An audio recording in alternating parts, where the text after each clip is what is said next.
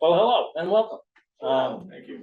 Thanks for coming. I'm Bruce Fletcher. I think most of you know me. I've been around for a while. This is actually my 51st year as a town employee. Wow. But I only spent 15 years as full-time superintendent of streets. My first project was building those Sudbury Road bridges, and my last project was doing some rehab on the dam 25 years ago. So in between, I did a whole bunch of private projects. So I've been doing construction my whole life. I got degrees in civil and highway engineering, and Denise hired me back to do this project a couple of years ago. So come on in and sit down.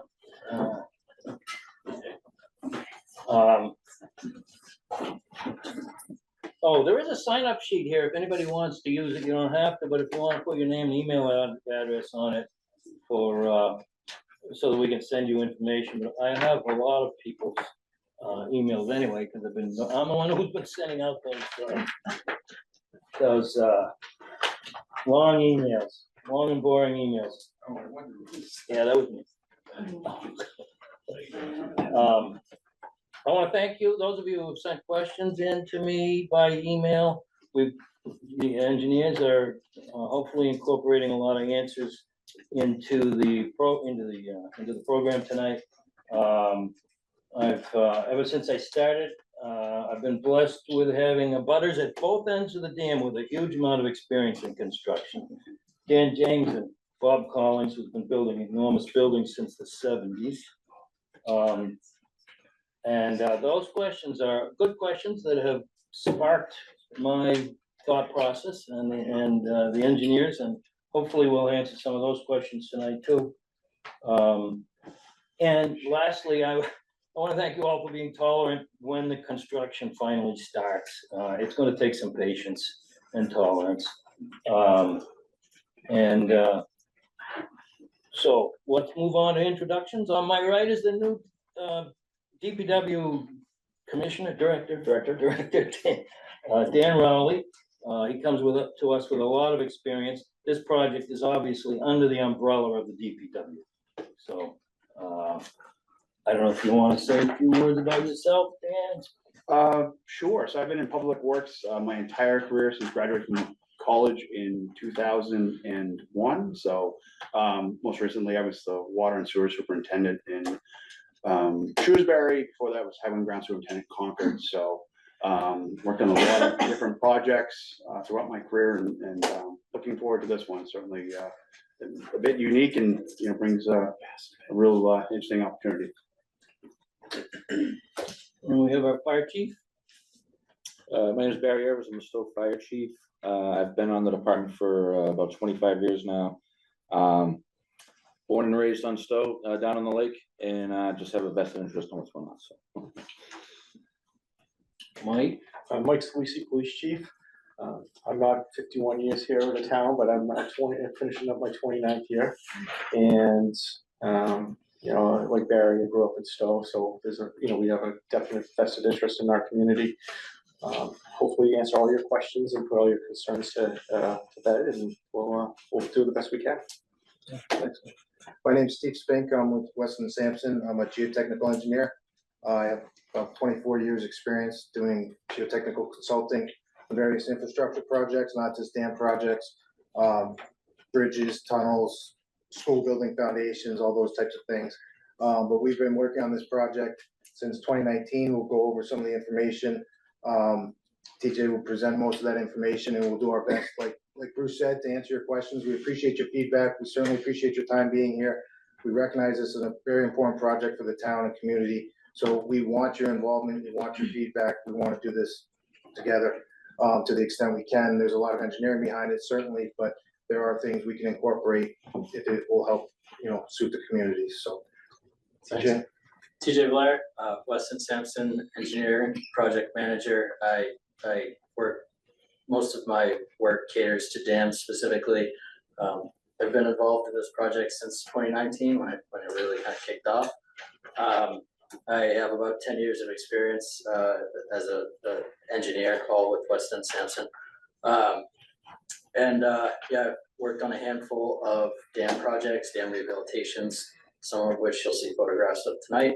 Yeah, thank you all for being here. We did, going around with that sign-in sheet, I think folks are using it as a clipboard right now, but there's a packet of agendas. And this program here tonight is structured in a manner where you won't be listening to us ramble on for an hour straight. We're gonna ramble for short periods of time, and after each of that, there'll be kind of a Q&A period. And so it's structured in various sections, each section having specific topics. And so if you have a question that you think might fit best within one of those topics, if you can hang on to it until we get to that, we might answer your question as we move through. If we don't, you're welcome to ask it. We'll do our best to answer. And if, as we go through the presentation here, if you want us to clarify anything, please feel free to ask. We'll do our best to do that.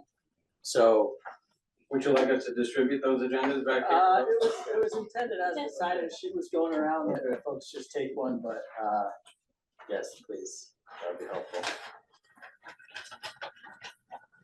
You wanna put that up? So I'm Denise Domkowski, the town administrator. Sorry. It's okay. We also have our conservation director. Yeah, so Kathy Sparrow, Conservation Director. I've lived this for 25 years, and we've been working with first and TJ and Steve on the permitting of this project. Just issued the permit last week. So I'm just here to help with any questions that might come up. Hopefully more for these guys than us. I will just add for the folks online, so you are not able to unmute until we get to the Q&A, but you're welcome to use the Q&A feature if you want to send questions. We will also be moderating those.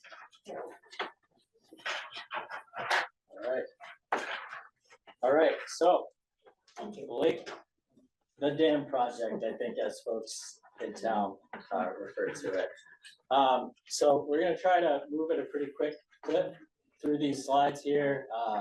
Everyone's already introduced themselves, so we're gonna skip right over that. Gonna begin just with a quick overview, not getting into very detailed specifics here, but just a quick overview of the project, its objectives, what we're looking to accomplish, and just give folks a lay of the land here. This doesn't really lag. All right. So I think it's pretty safe to assume here that if you're either tuned in online or here in person, that you know of the dam, you know where it is, you know generally what it does. And so we'll just give a quick lay of the landscape. Obviously you have the lake to the south here. The north is distorted, it's rotated, but so 1, we have Lake Boon. 2, you have Bailey Brook. 3, we have the dam itself, which is an earthen embankment. 4, we have the spillway, which is integrated into the dam itself as a what could be best described probably as a culvert. 5, 7, and 9 are abutting properties. And 8, we have Pine Point Road. So just again to give 6. Thanks, Bruce. So quick some generals of the dam itself. Again, earthen embankment, integrated spillway. It is an old dam, over 200 years old. The dam itself is largely original. There have been some post-construction modifications done to the spillway. The storing Lake Boon, so approximately 550 million gallons of water. The dam's required per the current regulations to safely convey a flood equal to the 500-year flood. So a flood that it was not designed or constructed 200 years ago to do. So that'll come up later. Obviously, it functions also as a roadway embankment. And as folks probably know by now, the dam is structurally deficient and in poor condition, requiring comprehensive rehabilitation. So project objectives.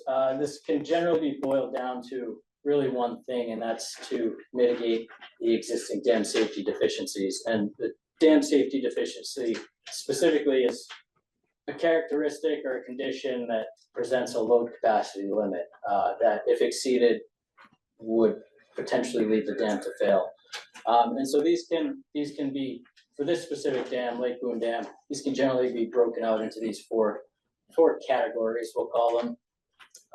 Seepage control, which Lake Boon Dam generally has a lack of seepage control measures. The dam does generally seep excessively.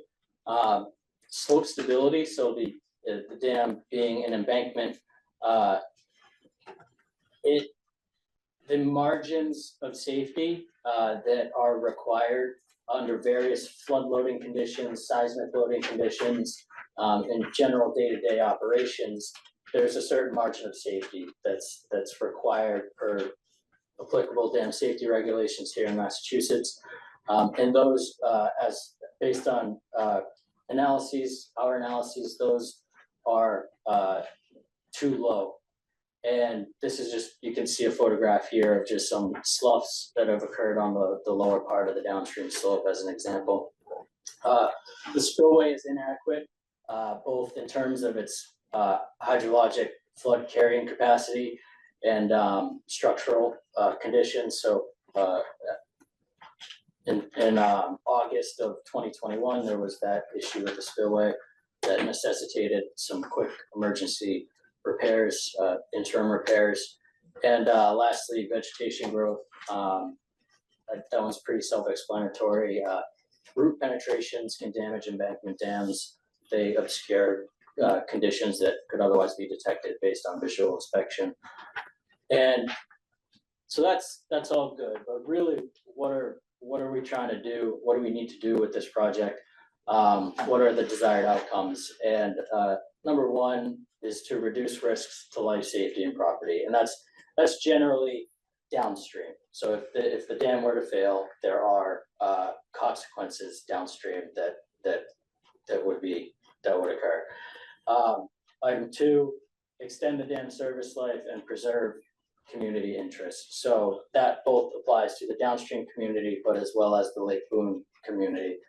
Folks who have homes along the waterfront, all of Stowe and Hudson who use Lake Boon as a recreational interest, other interests as well, shallow well water supply, etc. And generally, if we can accomplish those two things, then we can comply with the applicable dam safety regulations. So what must we consider? This is a complex project. The design needs to be sound and it needs to be of a high quality. However, also factoring into that equation is what's indicated here: project cost, project speed, community impacts. And so this is a delicate balance. Optimizing for all three of these is difficult, requires careful consideration of a lot of variables. And some of those variables are shown here around the circles.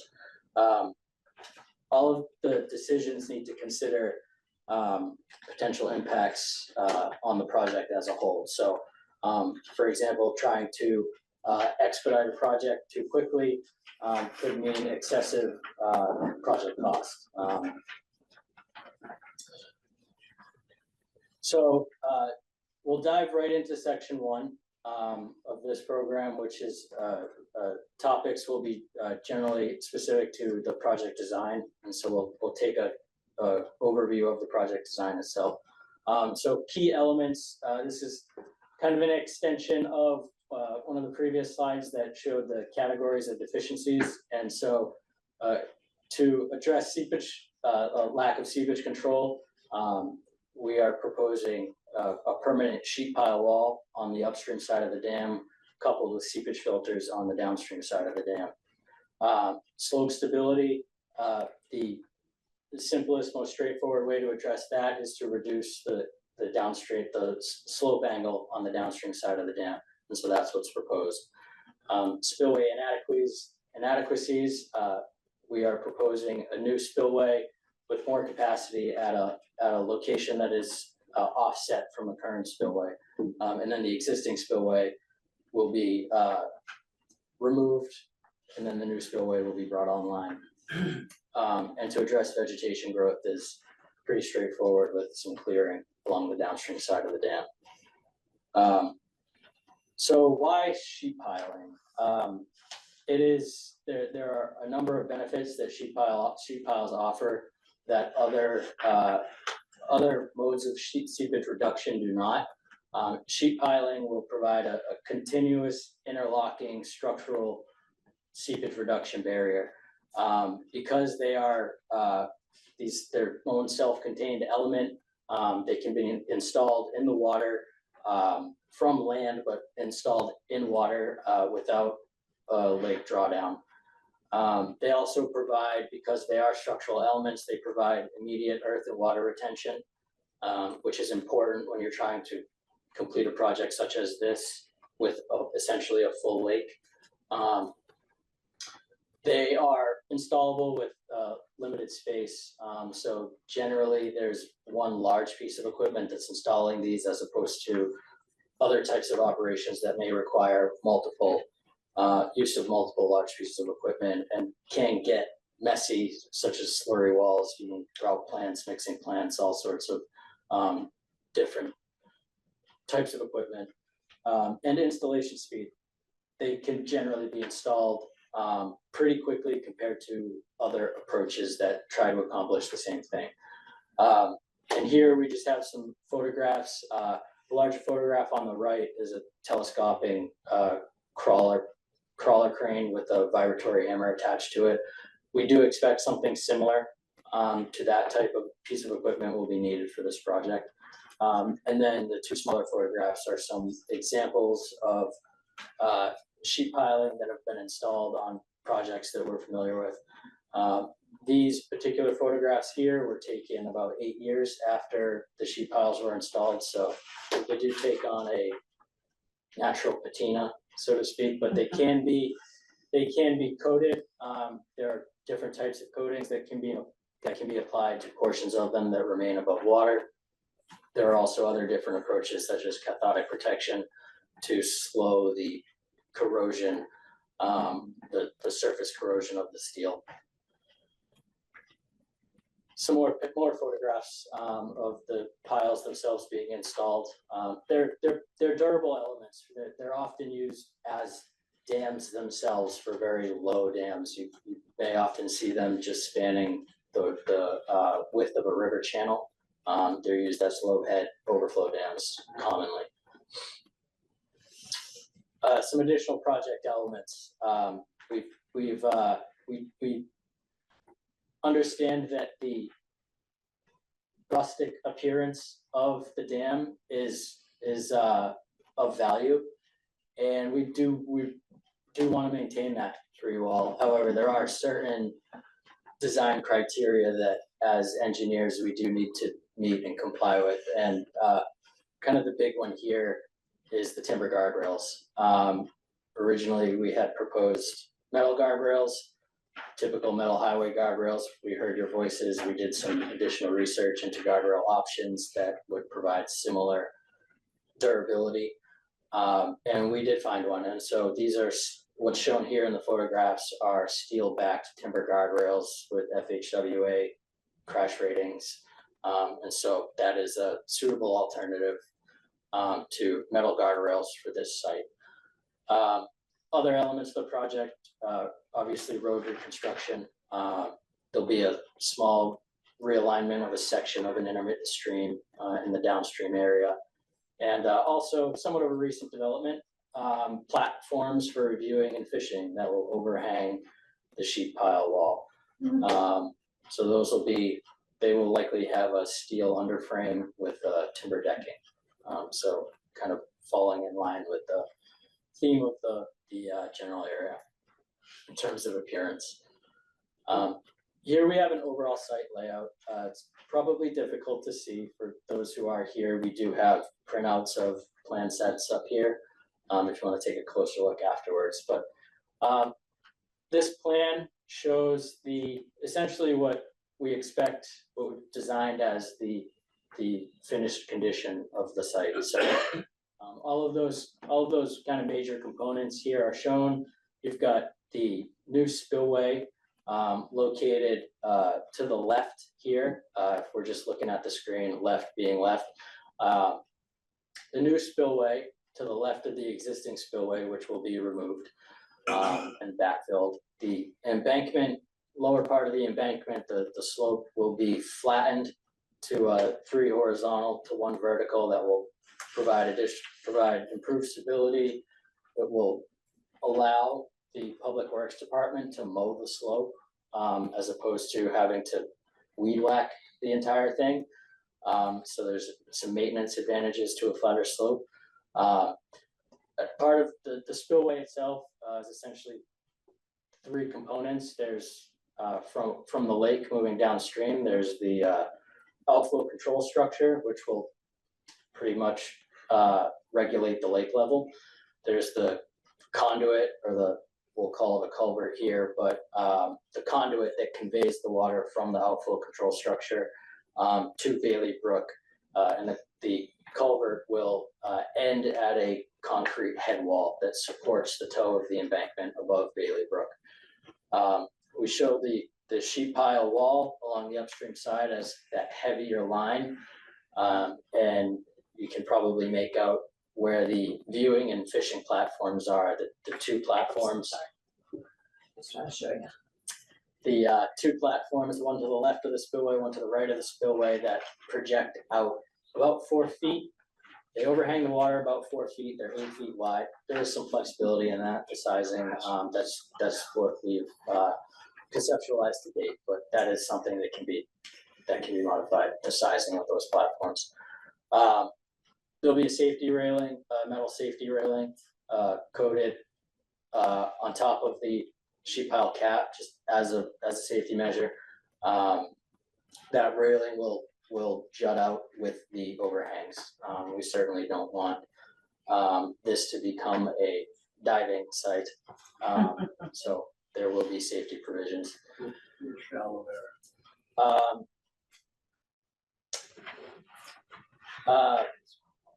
This is a representation of an embankment cross section, so essentially a slice through the embankment, a slice through the dam. The dashed line is the existing ground surface that runs from the left to the right.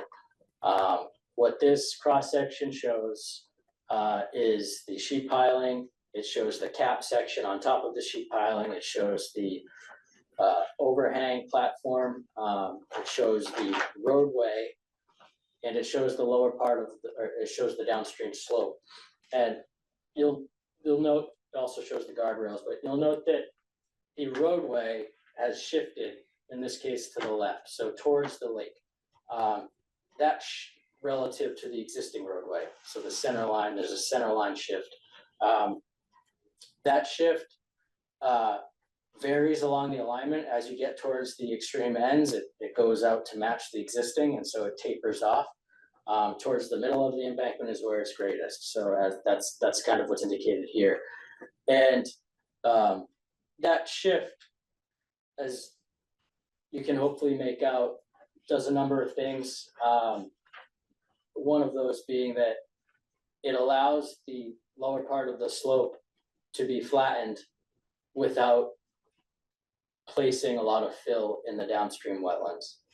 So there's a number of reasons why this approach was taken. That is one of the considerations that went into it. So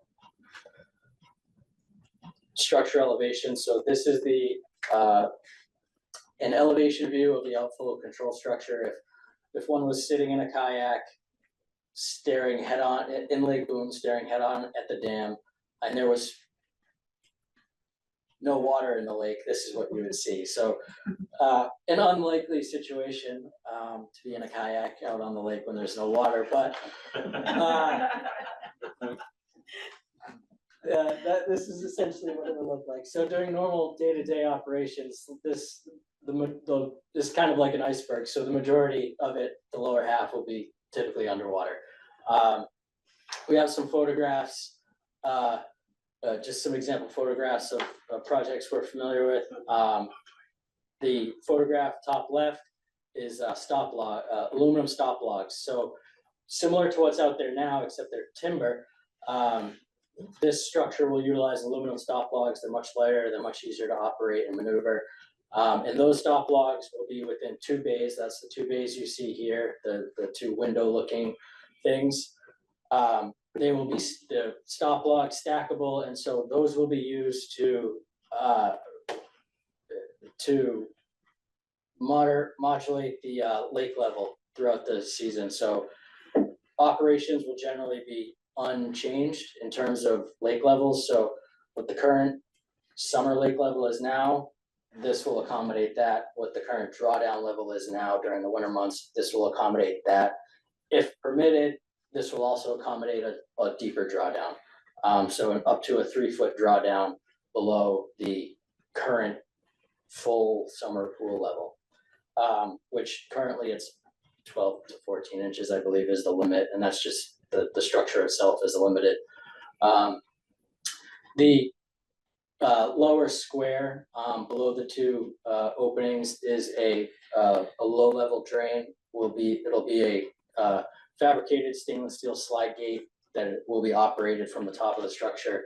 That's an important feature that many, unfortunately, older dams are lacking. And that will provide the ability to release water further if needed. This is a side view of the outflow control structure. The long rectangular window there being a flood control inlet, and this gets mirrored on the opposite side of the structure as well, so it's symmetrical about its center line. These flood control inlets will only engage during floods that equal and exceed the 100-year flood level. So these are safety measures to increase the total discharge capacity of the site. And that takes us to the end of that section. So if there are any questions, we can start to take those. Thank you so much for that presentation. That was excellent. When did those platforms get added? And why? And by whom? You can thank Kathy. She suggested it.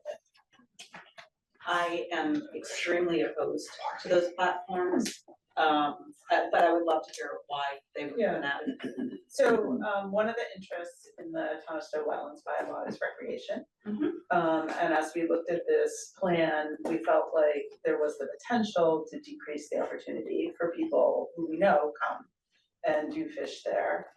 So we brought that up in the hearings, and these guys put their heads together and came up with that idea.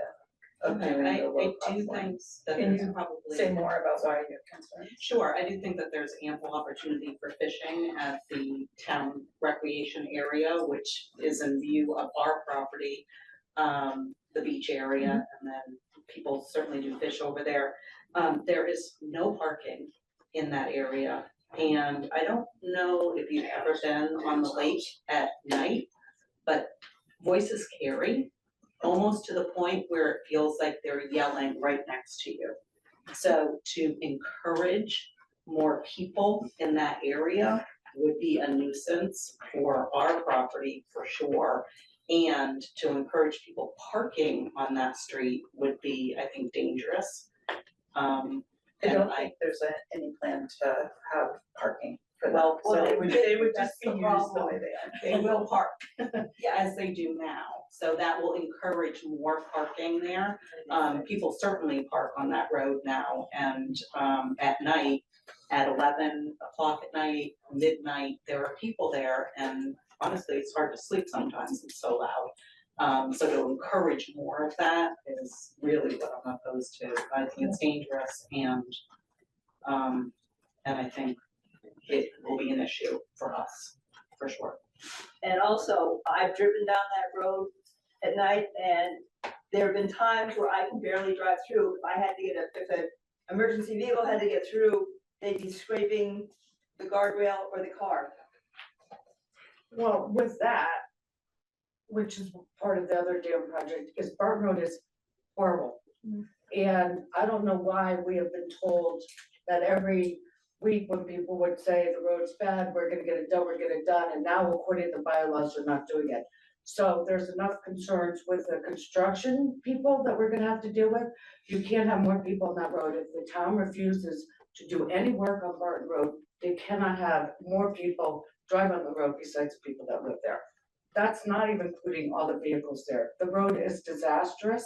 People have fallen, people have hurt, and so many calls were put in, so many promises were told to us that this road was gonna be repaired. And now the people who live on this road have to pay out of pocket to repair it, even though the people who live on the lake pay the most in taxes. This is not even talking construction. So to have more people come down this road to build something for people to use it without doing anything for safety concerns, for police concerns, because these are not people that live on the lake. The lake is a very safe community, as the chief knows. And you start bringing more people in with no one to monitor it, no one to be seeing that at night they're not drinking and jumping in the lake. And the amount of traffic on that road, especially during construction next summer, is gonna be out of control. Could you do something about putting some no parking signs and then just enforcing it? Would that So, solve the problem that people wanna walk and fish there? yeah, I mean, so the regulations right now actually state that there's no parking, I think it's like 100 feet south of Pine Point for a distance of 472 feet across. So once you get beyond those points, then that's where the other regulations for parking kick in, which is you can park on any street in any way in Stowe as long as you leave 10 feet of room. Now, if there are people parking there at night now on the dam, we're not getting the calls on it. Nobody's calling the Stowe police and saying, hey, could you come down and remove these cars? Can you remove these people? We'd be more than happy to come down and enforce the laws that are in place. And yes, we've talked about putting those no parking signs, no parking between here and there on those existing now as it is. Actually, that came up on one of our traffic safety meetings a while ago. And I don't think I was on any traffic committee that made a promise for Barton Road. I guess, sorry, I believe you were the one who people called, I don't know who it People was. may have called, but it's right in our bylaws. It's a private road. We cannot do, by our town bylaws, we cannot do anything other than fill potholes. Then why would you allow more people who do not live on this road to have any access to it if the town's not gonna do anything? You can't have it. Well, and beyond that, it is a private road, and now we're putting a public service area for people to gather. And again, the noise that creates, the crime, you can come over and sit on our porch if you'd like some night. To listen to it it's fine, it's fun, people are having a good time, that I don't have a problem people going there and fishing once in a while, but to attract them by creating a gathering spot, I understand that it seems like a good idea, and I understand why you would have recommended that. However, just thinking it through a little bit more, it's really, I don't think it's appropriate, honestly. I've said for years too that I think a great spot for something like that would be down by the Sudbury Road Bridge to get people off the bridge. For sure. I mean, there's parking there. People could have a fishing, I know that's not part of this meeting to suggest that, but Yeah. I think that's better than on the dam. And kids will jump off the platforms into the water, because they Absolutely. jump off the dam now and swim, and it's fun to have kids having fun, but it's gonna be dangerous if there's pilings For sure. in the water. Yeah, I live right next to that, and I don't necessarily have a problem with people fishing there. I like to see people enjoy the lake in a number of different ways, but the parking's a problem. There was no parking signs down there, Mike. They took them down. The people who parked there bent the signs over. I was gonna say, I thought we put them down. Yeah, they're still there. They're just laying on the ground. And they're parking next to those signs. And they're parking next to those signs. Oh, again, the issue is like, well, we need to be called, we need to be told, Yeah. like, just give us a call and say, hey, listen, they're parking on the dam. Yeah, And my office will come more than happy to come down and enforce them. I think the new roadway is gonna be wider, right? Is that the intent? Not really. No, I thought that was in a previous discussion that was had. It's the pavement edge to edge width will be wider, but the guardrails will Okay. project out and limit the travel way width to what it is about now. I mean, for someone who lives immediately adjacent to it, I applaud the effort to get more people to be able to enjoy the lake. I don't think the platforms are a good idea either. I think it is gonna attract more people to the area. It's gonna exacerbate an already existing issue we have there, so I'd like to consider removing those. I do have a concern, the parking's not gonna be any more or less of an issue with the dam completed or not completed. That's gonna be another thing, and to your point, might be, if it becomes problematic and people are parking in a way that's not passable, then we should call, I guess. My concern is a straighter roadway is gonna increase the speed of travel, and especially given the poor condition on either side of the dam, people have to crawl down there, so when they finally get to a place where they can go faster, they do. And people go faster down there, so I don't at some want, point, we should talk about speed controls. can we wait Yeah. till we get to the section 3 about public safety for those questions? I don't wanna keep these guys up, I Yeah, wanna keep them on agenda. I get it. The only reason I bring it up now is because straightening it out, which was part of the first part of the presentation, I think it's gonna make people go faster. Is that accurate? Because the way you described it, it was not going to be straighter, it's because it's going to be further, but then it's gonna curve into the entranceway. There's a curve, a short straight, and then a curve, so it's going from this kind of long swooping. Right, so we'll have Travel two more aggressive curves on either end. If it's gonna remain fixed at either end and move toward the lake in the middle, it has to be straighter. Yeah, yes, you're right. Okay, will be. I just wanna make sure that I understand geometry. There's a question in the back of the room. No, it was You answered. sure? Okay, we have a question online. TJ, what will be the method of placing and removing the stop logs? They come with these, they're metal hooks, so generally there's 2 hooks, that are provided with the assembly. Much like manhole hooks, there are eyelets essentially in the top of each stop log. Operations personnel lower the hooks down, they latch onto the poles, and they get pulled out, manually. They do also make davits, but for stop logs of this size, they're 6 inches high by 5 feet wide. They're relatively light, and they slide within the channels a lot more easily than wood on concrete, that require wedges to see in place. So is that gonna be easier for the kids to pull up and play with and create all kinds of? They'll be issues. secured, locked. There'll be a securities in place so that authorized person, like keys and et cetera, are required to use to remove them and add them. Does anyone else online have a question? You can unmute if you have a question.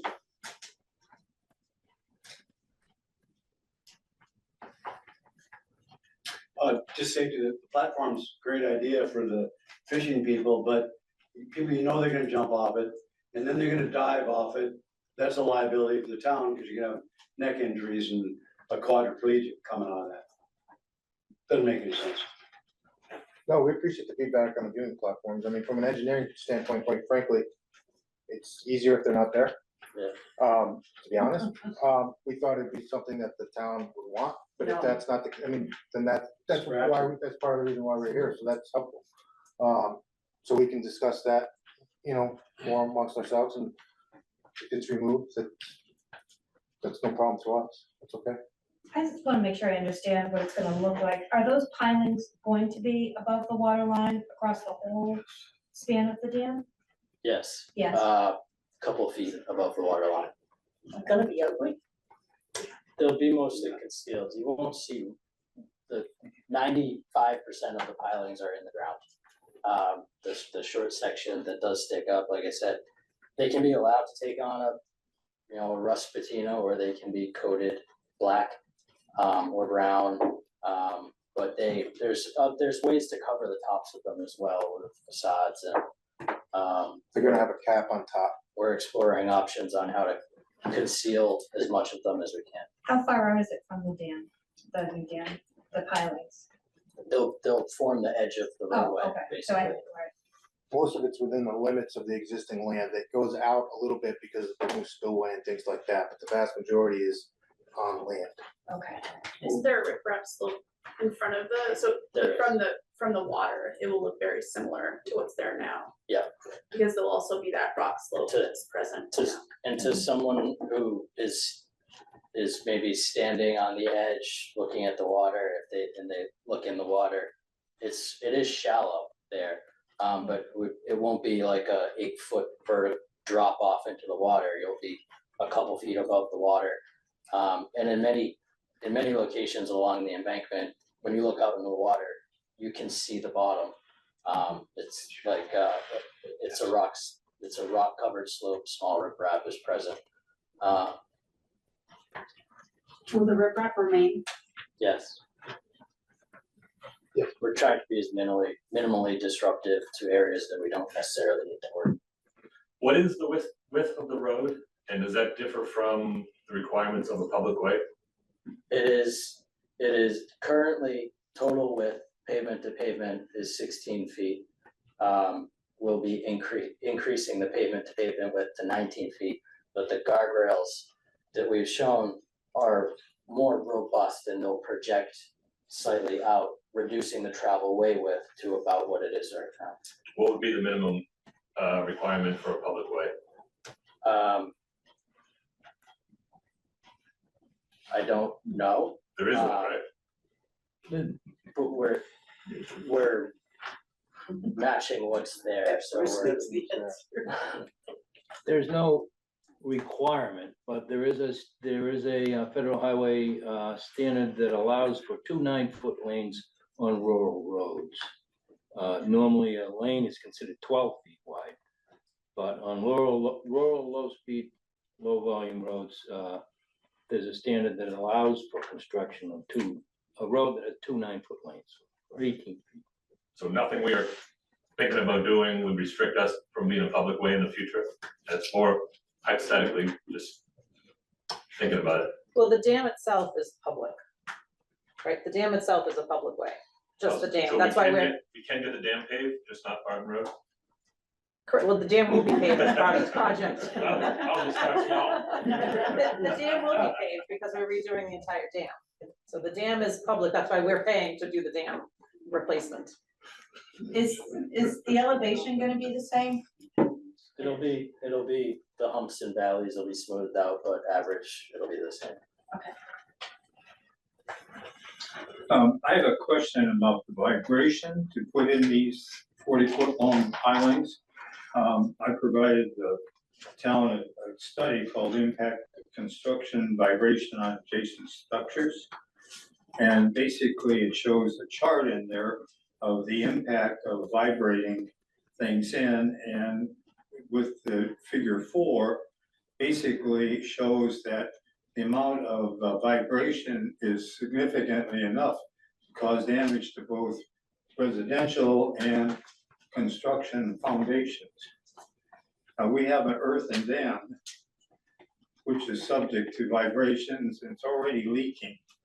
I asked if we would get a separate outside opinion on this, because it seems to me, if you look at this study, it's contradictory to the viability of vibrating, and it's going to be 125 of them across your 490 feet. So every inch of the dam is going to be subjected to vibrations. So the question is, has this been vetted by another outside source? Well, the town can speak to an outside source. Internally, this topic has come up before, correct? And we provided some references, I think, during one of the last times we met with yourself and Dan as well. We realize, and it is gonna cause some vibrations. That's the way they are installed. There are a number of reasons why this is the design that we are comfortable with. The slope on the upstream side, like we've talked about, is fairly gentle there. These sheets that are gonna be installed are installed in like 2.5-foot sections. During installation, there's going to be monitoring. There's another question that had come up. So what you install for the protection of the residents and the abutters is seismographs. So you measure the vibrations. what humans typically perceive from vibrations is we're very sensitive to that. It's our nature. Structures can tolerate more in the term way of vibrations than we think. We think there's going to be more damage. There are a number of studies that we rely on from an engineering standpoint that correlate actual vibrations to potential damage to structures. And there are limits, that those industry-wide limits. We don't just do seismograph monitoring on a project like this. We've done on library projects where it happens quite frequently because people have concerns. They feel those vibrations. It's not just from sheet piling. It could be from a compactor. You have something compacting soil, you feel that vibration, things like that. In addition to that, we also do pre-construction surveys. So within a limit of where the work zone would be, typically something like this would be about 100 feet. We get into that later on. You would have pre-construction surveys of these residences that document the existing condition for protection of the homeowner as well as the contractor, that type of thing, to document the existing conditions before any of these things occur. These contractors, we have met internally with contractors that specialize in waterfront work like this. They've looked at the soil conditions with us. They're comfortable with the approach using the sheet piling. In terms of risks and other options, we feel it's the most appropriate option compared to doing like a slurry trench, that type of thing is much more risk in our opinion of doing something like that. The sheet piling has been used on a number of different projects. I think this isn't the first time by any means that we're looking at it. There will be some settlement that occurs. We expect when they install these, there is going to be some settlement that occurs behind them. The contractor, they're coming in sections, they're out there. This is what they do. They fill in behind it as they go to maintain levels, ground surface wise. So I don't know if the town has had a different consultant look at this. We've looked at it on our end. We have outside reviewers that do third-party review on our designs as a loss prevention measure on our end. We're comfortable with that design, and that's obviously why we're going forward with it on our end. Well, with all due respect, I know your engineering organization has an excellent reputation, so I don't mean to be casting any dispersions on it, except that there is a study, and it's been endorsed by the Boston civil engineers, that shows that, and by the way, you're driving these pilings down through the entire dam, so whatever there's boulders or anything else in there, you're gonna have other obstructions potentially. Yeah. And so, because it shows such, I would say, disasters, that you can have damage to residential foundations and commercial foundations, and you're talking about something very substantial. And this is an earthen dam, and it was a conflagration, basically, is the word for things get liquefied, and we already have seepage as a major issue.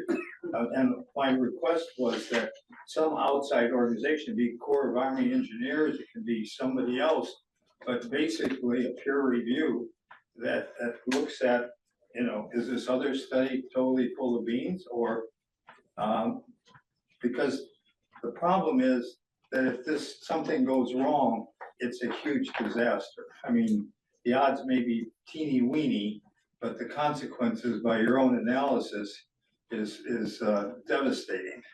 And so that's my question is it possible to get, I don't care if it's a Corps of Engineers, some other viable organization that looks at this situation where you're driving them all the way through the top of the dam, and it's a 12-foot high dam roughly.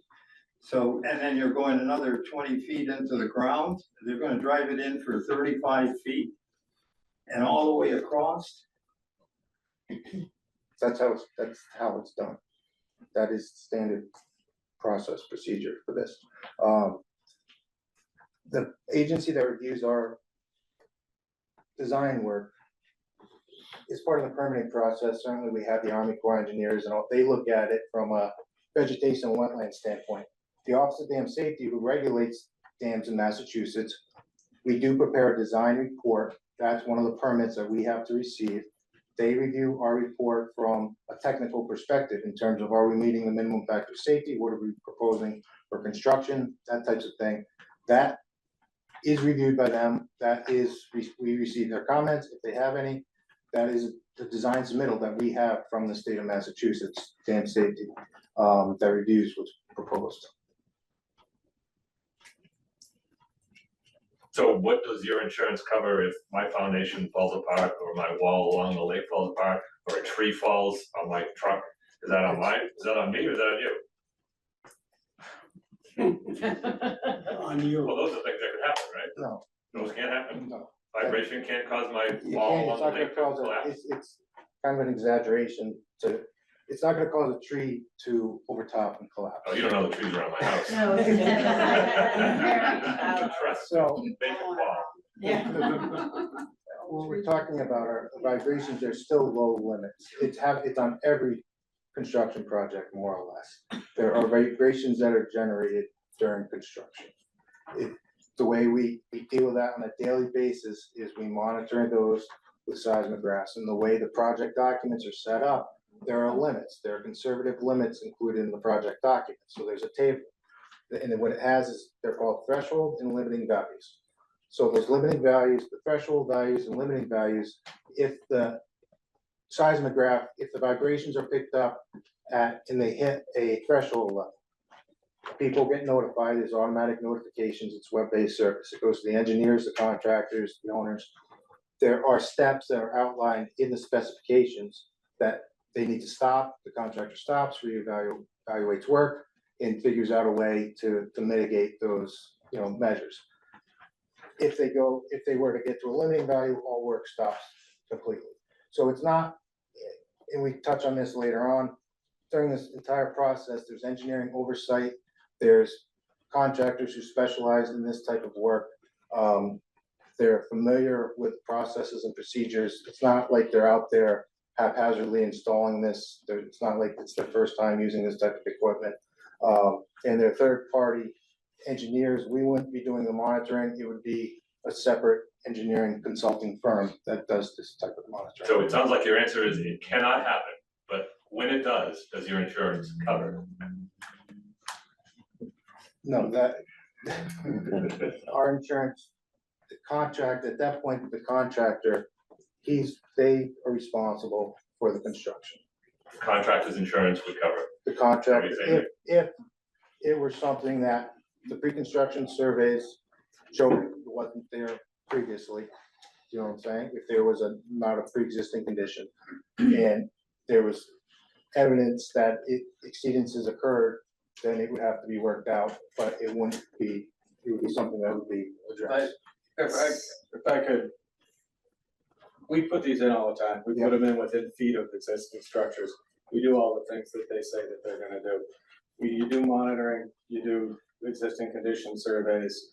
I think that there's risk in everything.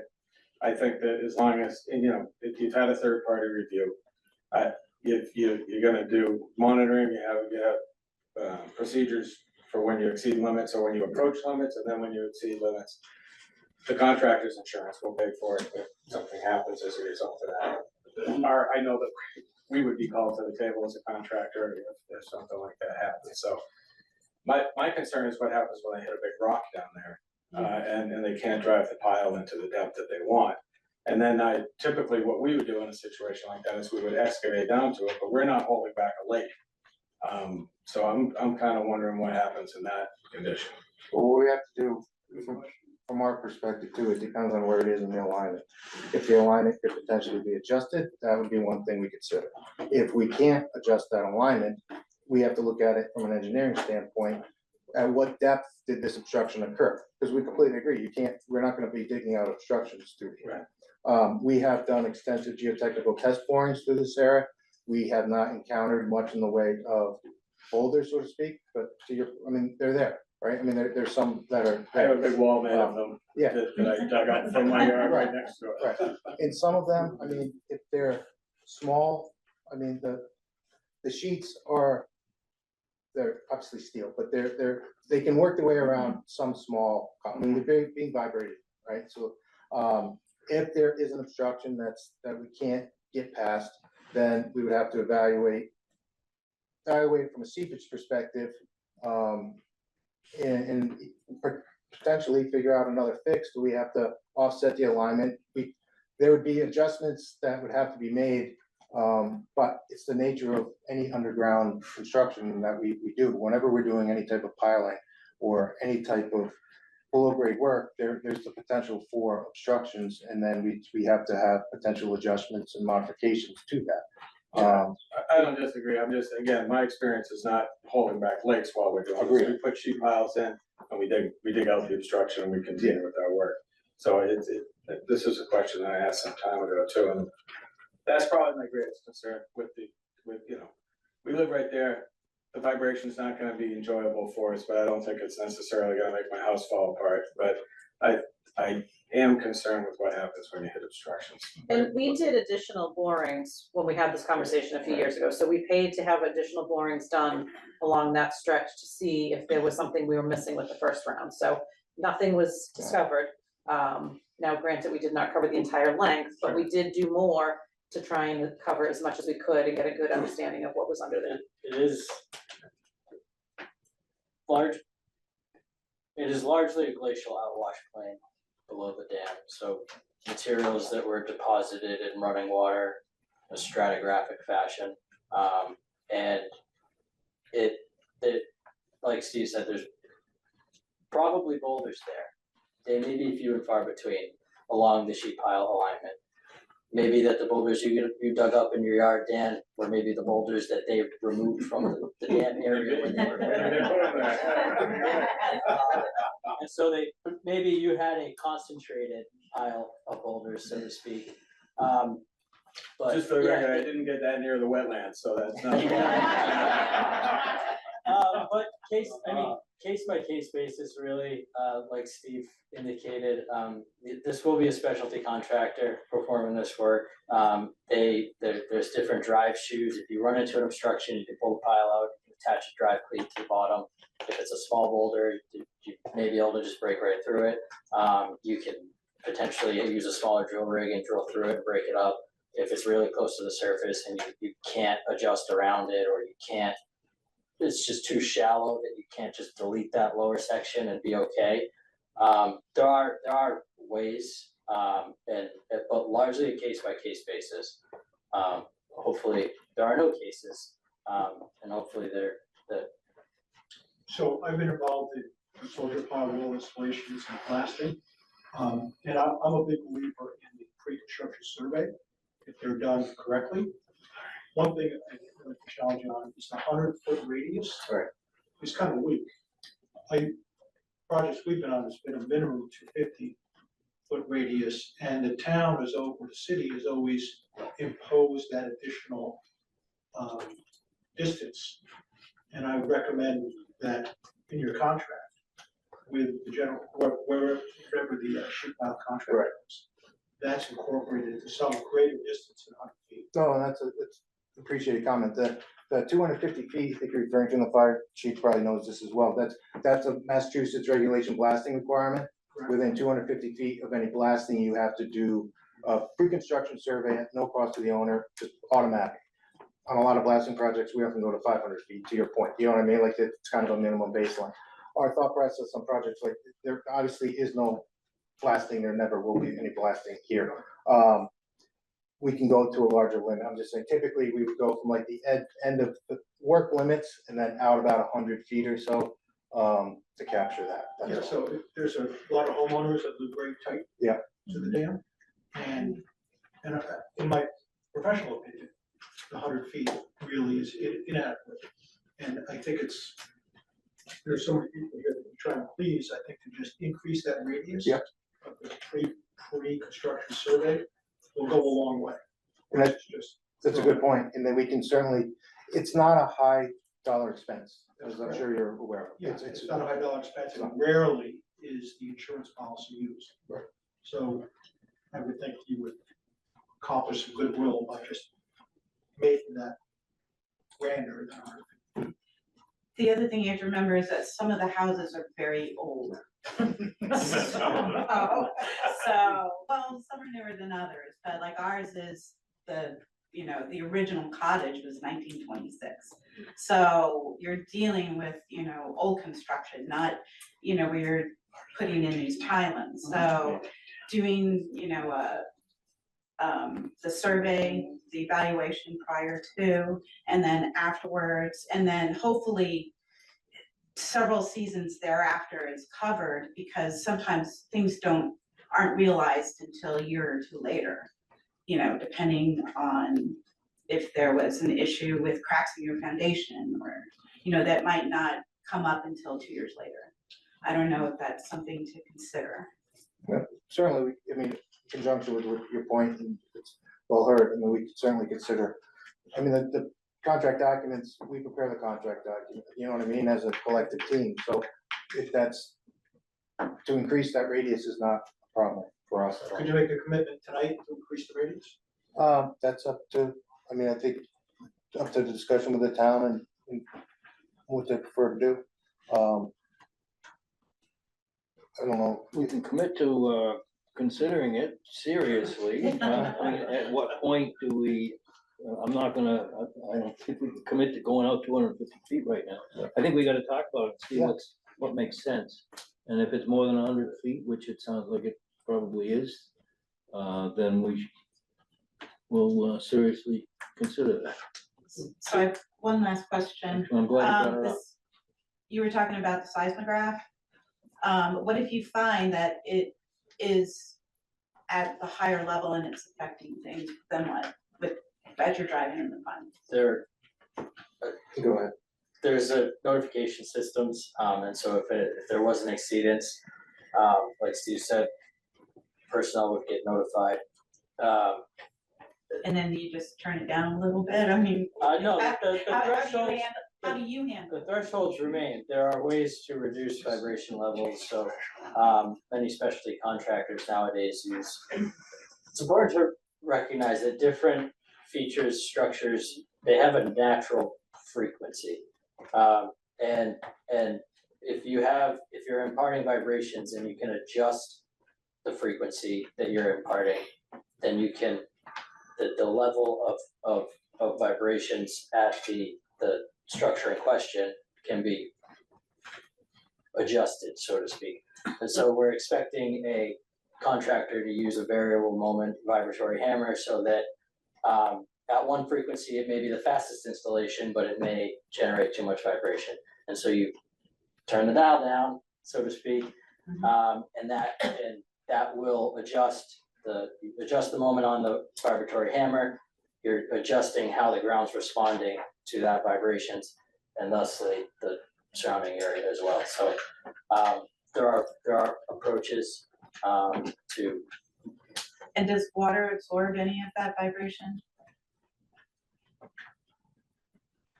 The saturated soil will, to a point.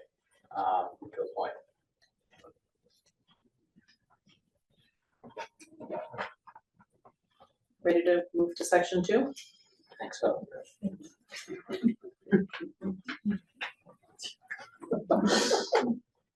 Okay, timelines and schedules. So this is just a couple slides, but we'll spend a couple minutes on them here.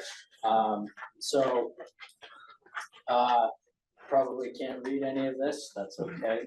I'll give you kind of the general overview here. A certificate of non-compliance going in the Wayback Time Machine here was issued in 2017 by the Office of Dam Safety. Like point? You can use the. Oh, yeah.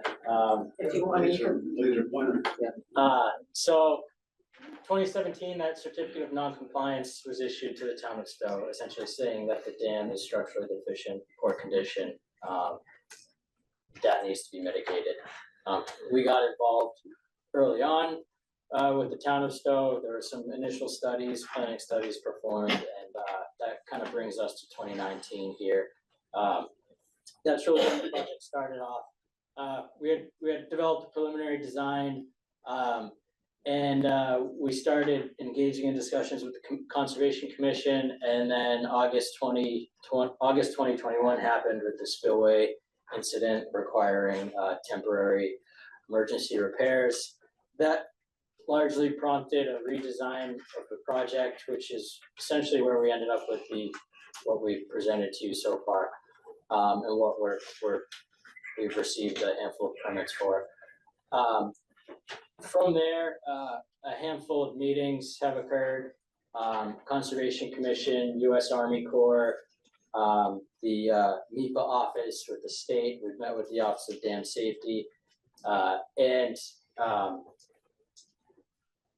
that has led to some permit filings.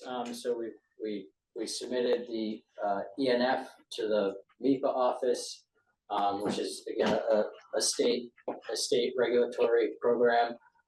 We received a certificate from the NEPA office here in 2024, beginning of 2024. And then, so that's, each of these red flags kind of point to one of those important milestones. So we received our, I don't even have trouble looking at that. I can use the arrow. What do you? We received, no, I gotta print out here, that's okay.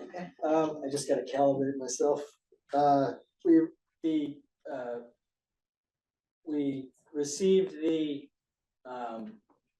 ENF from the MEPA office in May 2024. So that essentially said, okay, from an environmental standpoint, we are approving you to move through the rest of the state level permits. And so that's essentially what we've been doing since then.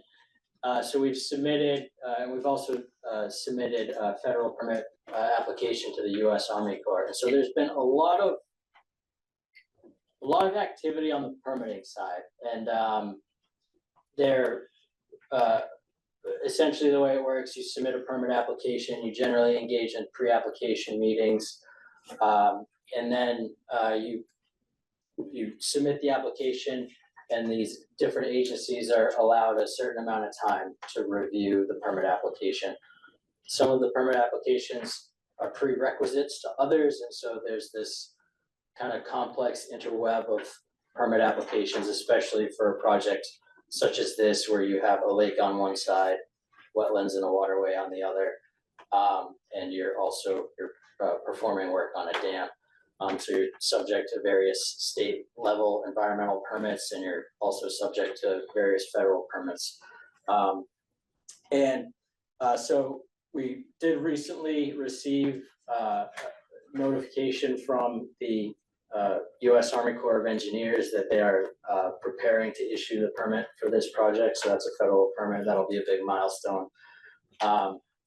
We also recently, as Kathy noted earlier, we submitted the notice of intent to the Conservation Commission, had a handful of two public hearings with the Conservation Commission, and we were happy to receive their blessing. And we will be filing at the Registry of Deeds the order of conditions that we received from the commission. We have two, oh, the pointer doesn't really show up. We have two permit filings remaining, Chapter 91 Waterways License, which is another state level permit. And we have later in the sequence here, the Office of Dam Safety, Chapter 253 permit, which is essentially you have a complete construction package, more or less, and they perform a detailed review from a dam safety technical standpoint. So that is, in a nutshell, the engineering and design and permitting that's occurred to date. And And the Chapter 91 went in, I believe, this week as well. The 401 water quality certification went in. Chapter 91, we're still working through that one. They're pretty particular about what they want. Project bidding and construction. So this is obviously a less cluttered timeline because we haven't got to this yet, but we do, provided that the remainder of the timeline from a permitting standpoint holds true, we expect to be prepared to have a draft construction document package ready for the town to review, and Conservation Commission will be given a copy of that as well for their review and comment. So a draft construction document package, and that'll plans, technical specifications, generally all of the information that's provided to contractors at the time of bidding. And we expect to then, we expect to have some comments and incorporate those comments and have a finalized construction bid package, ready for the final stamps and sign-offs, ready by April 2026. And then by May 2026, we expect to have all permits in hand. And generally, once we have all permits in hand, we'll be in a position to advertise the project for bidding. And that, we do expect that to be around June 2026 at bid advertisement. Now, once the project can be advertised for bidding, however, the schedule can be stipulated to a contractor, and so that will obviously have a construction start date. We do expect the construction duration to be between 6 to 8 months. And from a construction standpoint, there's a handful of considerations for this project specifically. As noted, as I mentioned, 6 to 8 month duration. And so the time of year that we start construction is particularly important. And so that's remains to be determined as to when the town decides to start construction with respect to time of year. So for example, if the project was began with sheet piling installation in the winter or towards the end of the winter, that work can occur in the winter. It can occur when there's ice on the lake. And then sheet piles are installed, everything else moves in sequence right afterwards. 6 to 8 month duration, and the contractors potentially seeding and finishing up areas in the fall period. If construction were to, for example, begin in the summer or the fall, there would be an expected winter shutdown period. And that would likely stretch out the overall project duration to more like 12 months. And so those are just some construction considerations, but we don't show a construction start date on here because those are still discussions that we're having with the town. So jump right into questions on schedules. Just curious, if you do this in the summer, what happens with all the boat traffic? Do the waves of the boats impact the construction at all? Or how is that turning this into a no wake area, or how would you do?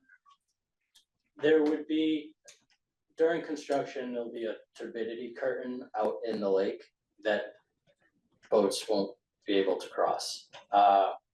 It won't impede access to anyone's docks. It'll just kind of envelope, or it'll kind of delineate the upstream side of the dam. The contractor will install that turbidity curtain probably as close as they can to the dam, but there's a certain amount of water depth that's needed to have a floating turbidity curtain. But that boats won't be able to cross that turbidity curtain.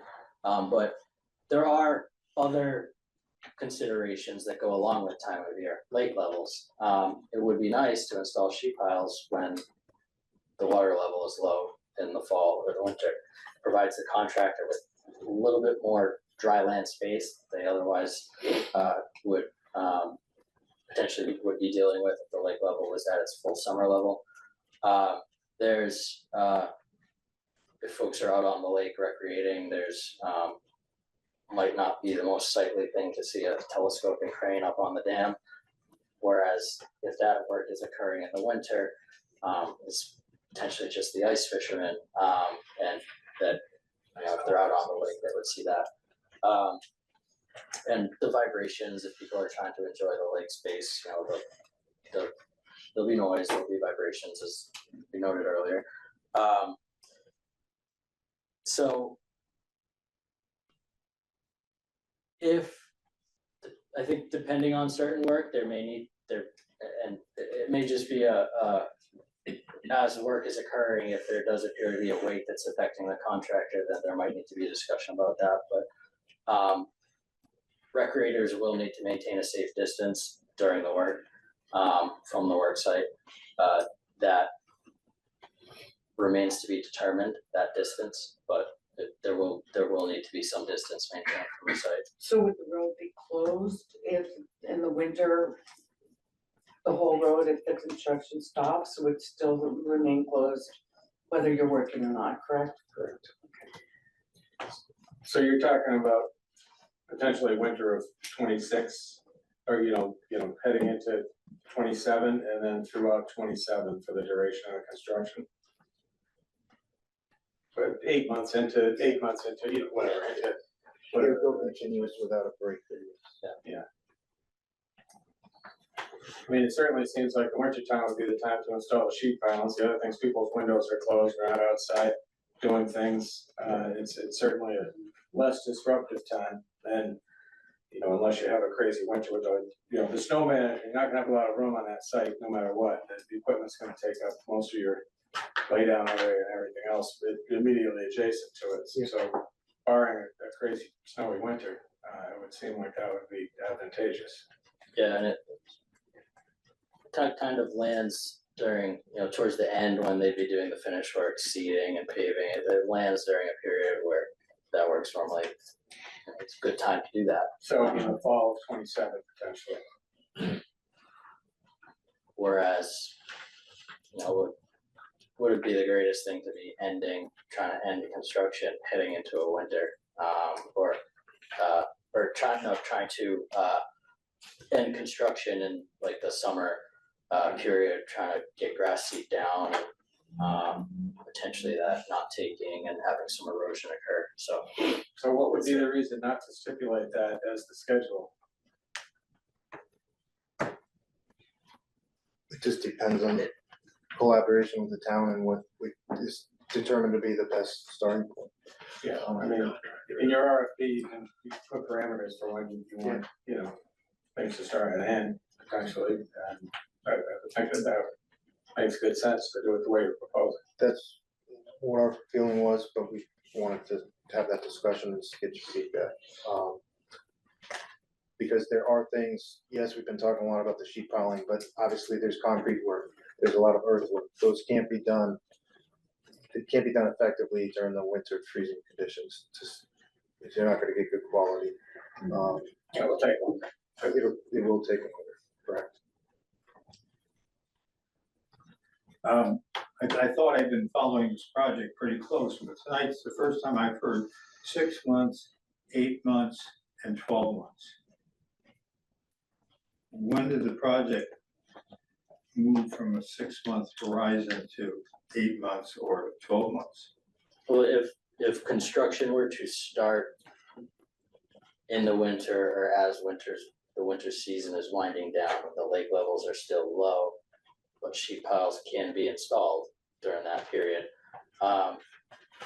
We estimate a 6 to 8 months time period for construction. If there would need to be a winter shutdown period, coinciding with the project, for example, starting during the summer, work occurring, but the project's not done. Winter hits, freezing temperatures hit, snow starts to fall. Contractor will likely go into a winter shutdown period because they can't be productive. It's potentially not really safe to be working. And then they would start back up. So the same amount of work has to occur, but you have a period where no work is occurring. And so the boundaries just stretch. And that's where the 12 months estimate comes from. Well, not only are the Barton Road residents going to be inconvenienced greatly, but they may have some increased costs. I understand perhaps that the school buses are going to have to be changed and the town's going to pick up that expense. Now, what about if the trash guy decides that he's only going to come up and pick up trash because he's going to charge the or wherever. I mean, you have other kinds of delivery vehicles, service vehicles and so forth. Are Barton Road residents gonna have to pay if those additional services are denied access to basically their normal routes? We can't answer that question. From our perspective, what we've been trying to gear towards is to get, once construction starts, our preference is to keep going. We don't want a shutdown. We want to get this done as quickly as possible. We want contractors that want to get this done as quickly as possible. There's things in the contract documents that can potentially be incorporated to reduce those potential issues that arise. We're just bringing it up. The current plan, if permits are received, we just want to make sure the expectation isn't we're starting next July or August necessarily. You know what I mean? So we wanted to share what the potential options might be. If you start in the fall, you get a jump start, you start the construction, however, it's ultimately gonna take longer, it's gonna be longer disturbance than if you just do it all in one. So what is your ideal timeline? Starting in the winter of 2027. January January. 2026, right? Till December-ish. Will it be the very end of next year, in beginning winter, ending 2027, and then going through? Basically, based on the duration that it would take to install the sheet piles, because the contractors, ideally, contractor installs the sheet piles and then they would likely move straight into the spillway work, which involves excavation within the embankment. It involves forming, reinforcing, placing concrete. And so those schedules, those kind of sub-schedules, we want to try to align them with optimal weather conditions. The contractor has good conditions to work in, to the extent that we can control them, the project will get done faster. And it does seem like that's the preference is to get in, get out. So that's our preference. How do you ensure that that's the contractor's preference? What happens if this becomes a Route 62 bridge project? Which means it took 5 years. There are ways, incentives, incorporate incentives into the contract.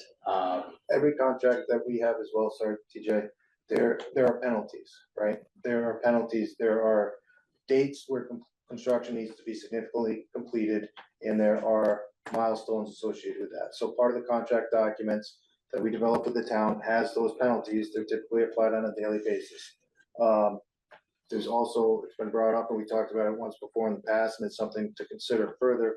Are there ways to incentivize them perhaps? Typically, the penalties are included in a normal contract, incentives not always.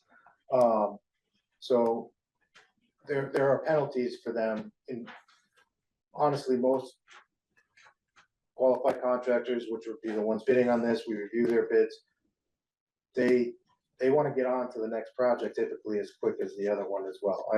Certainly there are issues on some projects, the one, like you mentioned, we don't know the detail, but the contract documents, I think, is the main tool that we have to control potential overages and things like that.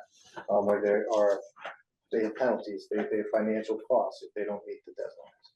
I mean, they'll be precluded from bidding if they don't meet the schedule you stipulate, right? Yeah. To start and finish. Yeah, bids. no, I mean, If they say that they can't commit to that, then they're a non-entry. We review all of their submittals, and if there's, and we also have, most of these contractors that are bidding on these projects, like I said, they're experienced. We know of their abilities and their work in the past. You know what I mean? They're not, I'm sorry?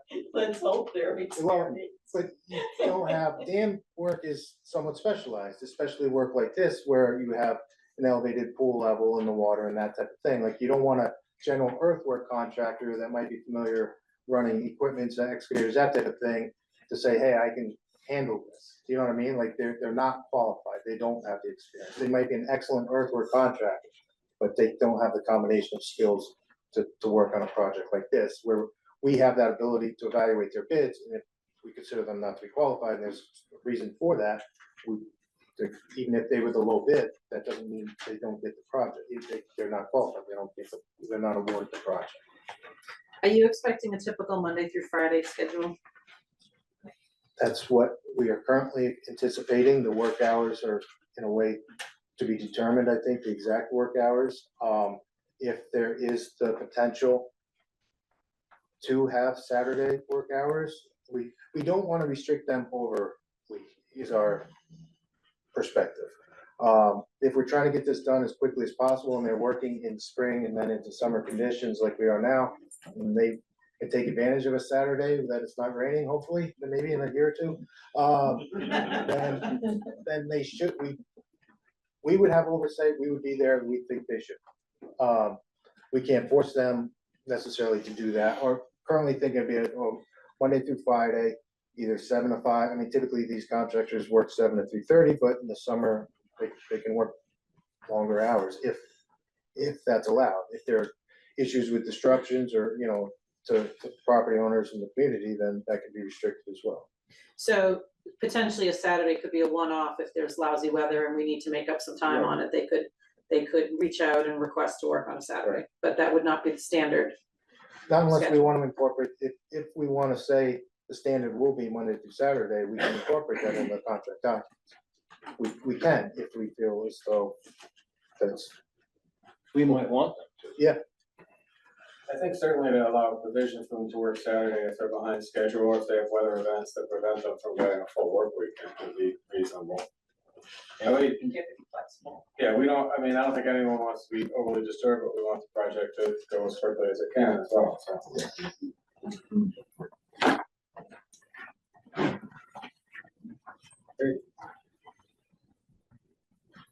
Just two quick questions. How many contractors do you know in the state that would be qualified to do this? I would need two hands. There's a good number. We've had meetings with a handful of them already to discuss this project. We've gotten their feedback. We value qualified, reputable contractors. We value their opinion. We learn a lot from them. We're engineers. We're not the ones in the machines running the job sites, and so we appreciate their feedback.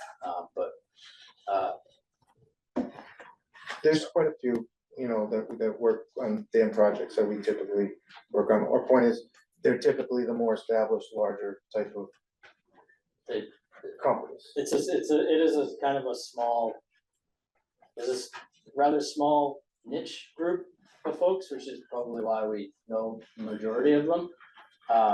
Is ET&L, in Stowe, are they? ET&L, yeah, They do this type of work? You'll see a project done by them. There's a photograph. We worked on 5 dams. We designed within a state park. They did a fantastic job. But yeah, so. The second part of my question is, so you have response to the RFP. What if the responses are above what the town is appropriate? Well, that's up to their, certainly, especially in this latest environment, we have projects, not just specifically dam projects. We've had a number of other projects that we work on as a company, where things have come in recently that are over budget. It's over the cost estimate. Sometimes what happens in those projects, scope has to be reduced. Like the project's not awarded. If the budget's not there and it's not approved in town meeting, then modifications have to be made to the plans and then it put back out to bid.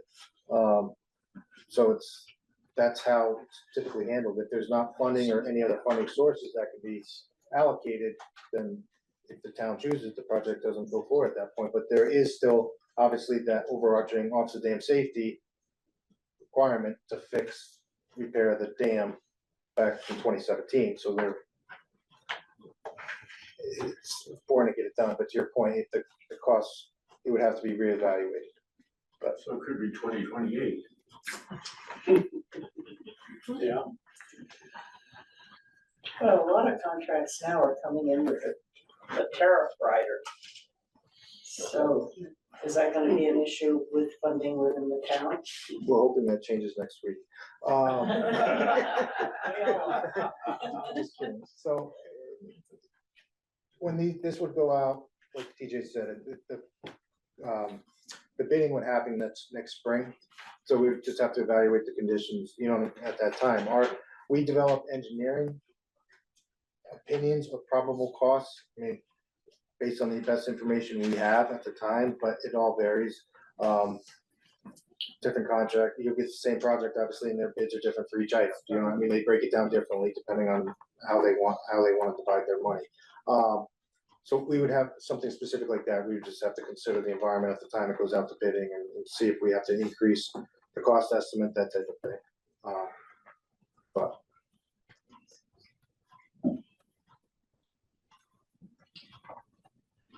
any online question, or should we move? Yep, the only one that came up is the one I just asked about the salaries. Okay.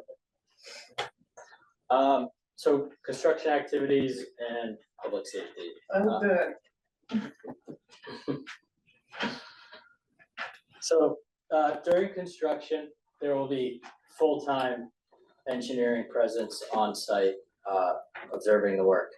The town will likely also have some representatives on site, maybe not full-time, but there will, if the contractor is working, Weston Sampson will have representation on site. So to assure you that the contractor will not just be working without any oversight on the town's behalf. Vibration monitoring, pre-construction surveys, we've discussed that. Construction meetings, so if there are, it's typical on projects such as this to have bi-weekly construction meetings. Weekly just enough doesn't tend to occur on a weekly basis to warrant a meeting, and so bi-weekly tends to be pretty usual. And so we would expect the same on this project. That would be Weston Sampson, the town, members of the Conservation Commission who they decide to send. If obviously, certainly the contractor. We've found that they keep projects on track, they keep them on schedule. If there were complaints from abutters or from the community, we can kind of do our best to nip those in the bud as quickly as possible. And so they keep everyone on the same page, and they've been a tool for us that we've appreciated. We didn't always do them, but when we started to, we realized their value, and so frequent construction meetings. Contractor submittal. So we prepare the plans and specifications. We essentially set the minimum requirements for the project, and the contractor, they will be responsible for managing the site, operating the site. They'll be responsible for their workers, their equipment, so on and so forth. And so and there's various means and methods that they'll use to complete the work. We certainly don't want to say, contractor, you need to use 5 workers and this piece of equipment to do this task. That would be dictating means and methods, and generally we do not want to do that. And so the contractor will be responsible for the site, their personnel, and the work, the overriding work. And so the way that from an engineering, on the engineering and on the owner's side, the way that we can keep track of the contractor's approach to the project, and have them demonstrate that they're going to meet those requirements is through submittals, also commonly called construction management plans, but they're documents prepared by the contractor on certain topics that demonstrate or that provide their approach to certain aspects of the work. So that could be earthwork operations. What types of equipment are they going to be using to perform excavations and soil compaction?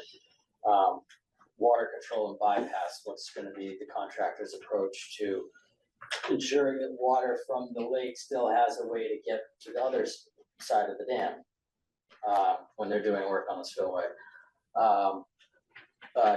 Construction traffic management, all of these things, we allow the contractor to submit essentially their means, methods, approach to those parts of the work. And those get reviewed by the engineer, by the owner, and they get sent back to the contractor, and until they're adequate, the contractor isn't allowed to begin work. So these submittals or construction management plans go through an approval process, and then the contractor, once it's approved, contractor is required to stick to that. So just from a project management standpoint, there are systems in place to hold the contractor to certain requirements. At what point do you ask for that construction management plan in the bidding process? Is that only from the contractor that's awarded, or? Cause that gets a little problematic, because, I mean, it depends on what parameters you put in the RFP, right? I mean, you have to put some constraints in there, because they can't just be the low bidder and then later on say, well, I didn't plan on doing it that way. Yeah. And because you could have a standoff by you low bidder not submitting an acceptable construction management plan conceivably, right? Yeah, part of this can be, some of those things tend to show up, it seems, more often in lump sum projects where the contractor is submitting, telling the owner, hey, yeah, we read everything, we read all your contract documents, and we're gonna do it for this cost. It's kind of easy then easier for the contractor to then say, oh, well, no, that wasn't included in our budget. But when you require that contractors submitting bids go through an itemized process and apply a cost to various items, you can break that out into however many items you want. If you want to make sure that a contractor knows about a particular item and the requirements associated with it, have them put a dollar value on it. Those can, if they just put a 1 or a 2, then Can you do that during the bid process? So we're often asked to submit a construction management plan with our response to the RFP, with our proposal. And then the client has the opportunity to look at all of the things and cherry pick the elements that they like. So when you get your low bidder, you can then say, well, this other guy wasn't a low bidder, but he had a really great idea here for some way to improve this process. So could you ask in your RFP for them to submit a draft construction management plan? So technically, we can put any criteria, but it has to be allowable under, chapter 149. So we can put in highly advantageous to slightly non-advantageous. We can't just say we like your plan better than this plan and pick. You have to have a ranking criteria, it has to be published, and we have to follow Attorney General requirements. Yeah, I don't know what any of what those numbers mean, but I think that what I'm saying is if you have a pool of qualified contractors, say you have 6 people, if you qualify them and say that these are okay people, firms to do this work, can you then ask each of them to submit a construction management plan? Because then you can look at that along with the bid and say, well. But it has to be part of the process, and there has to be a way that you rank that bid, that construction document. We can't just say this is prettier than this one. The law requires us to have ranking criteria so that we can weigh them all equally and have a ranking, and that you can then say, okay, well, all of these categories, this one came out higher, this one came out lower, but we like this construction document better. We can't pick them if we have a rating schedule in the bid documents, which is what is required by law for public procurement. Got it, but if you say, here's 10 conditions for doing this project, and you give that to every bidder, so that it's not, favoritism in any way. And some of them only meet 6 of those conditions, some of them say, if I have to meet all 10 of these conditions, that price is gonna be high, you know, whatever, they say whatever they say, but then you have all the things in front of you, and you have a variety of construction management plans, which you can then, sometimes things are not cost added, they're just better ideas.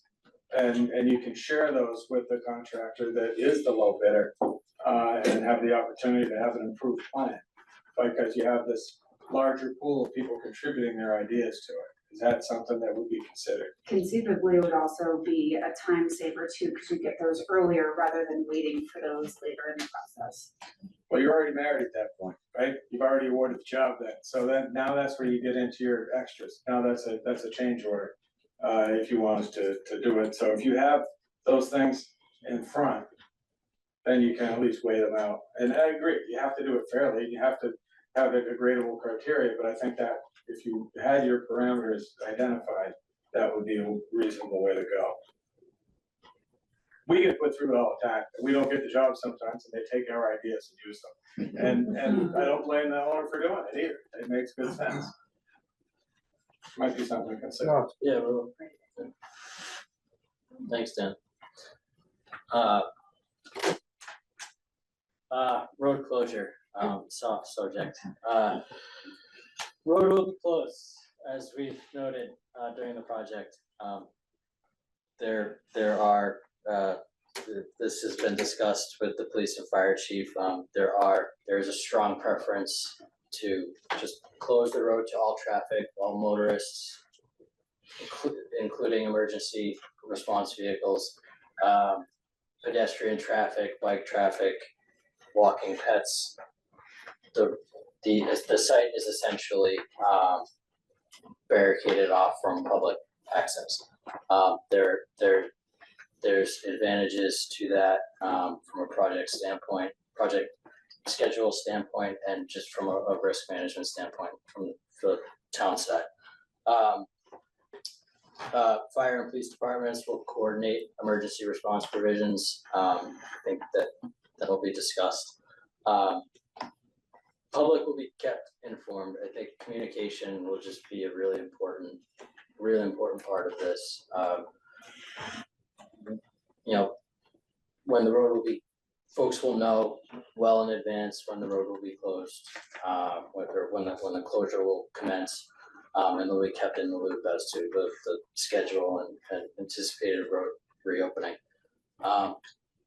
We think we can expect various methods of communication, social media, town website, Stowe Independent potentially, just to get the word out.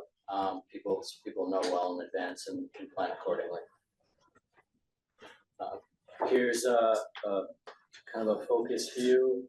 Again, these larger drawing sheets we have copies up here, but the dam, kind of that little red box.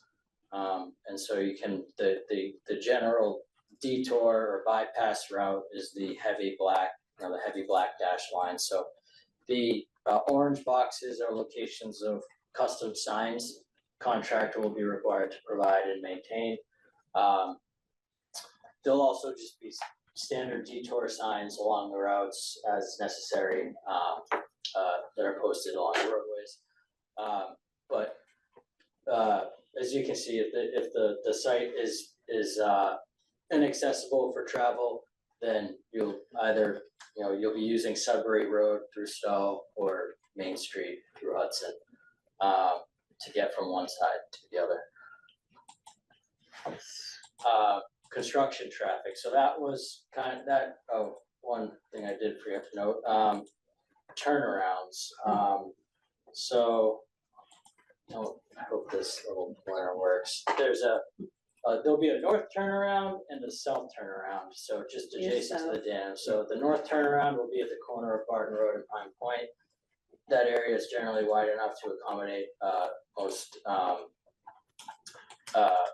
common pedestrian vehicles to perform a turnaround and head back out Barton Road, back onto Sudbury Road. And then the south turnaround will be at 121 Barton Road. And we have a Bruce Fletcher special up here of a sketch of the turnaround proposed turnaround at Barton Road. I believe he's worked out a lease agreement with the owner of that property.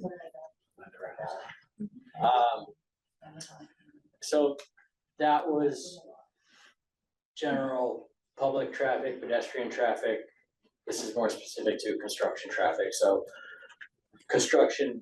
by construction traffic, I mean those vehicles that will be coming to and from the site, not necessarily the vehicles that once on site will by and large remain on site until they're no longer needed and then will leave the site. So construction traffic types of vehicles we expect, your standard contractor utility trucks, triaxle dump trucks, flatbed trailers, concrete deliveries. So for concrete, that would be your in-transit mixing trucks that it's terrible to get stuck behind.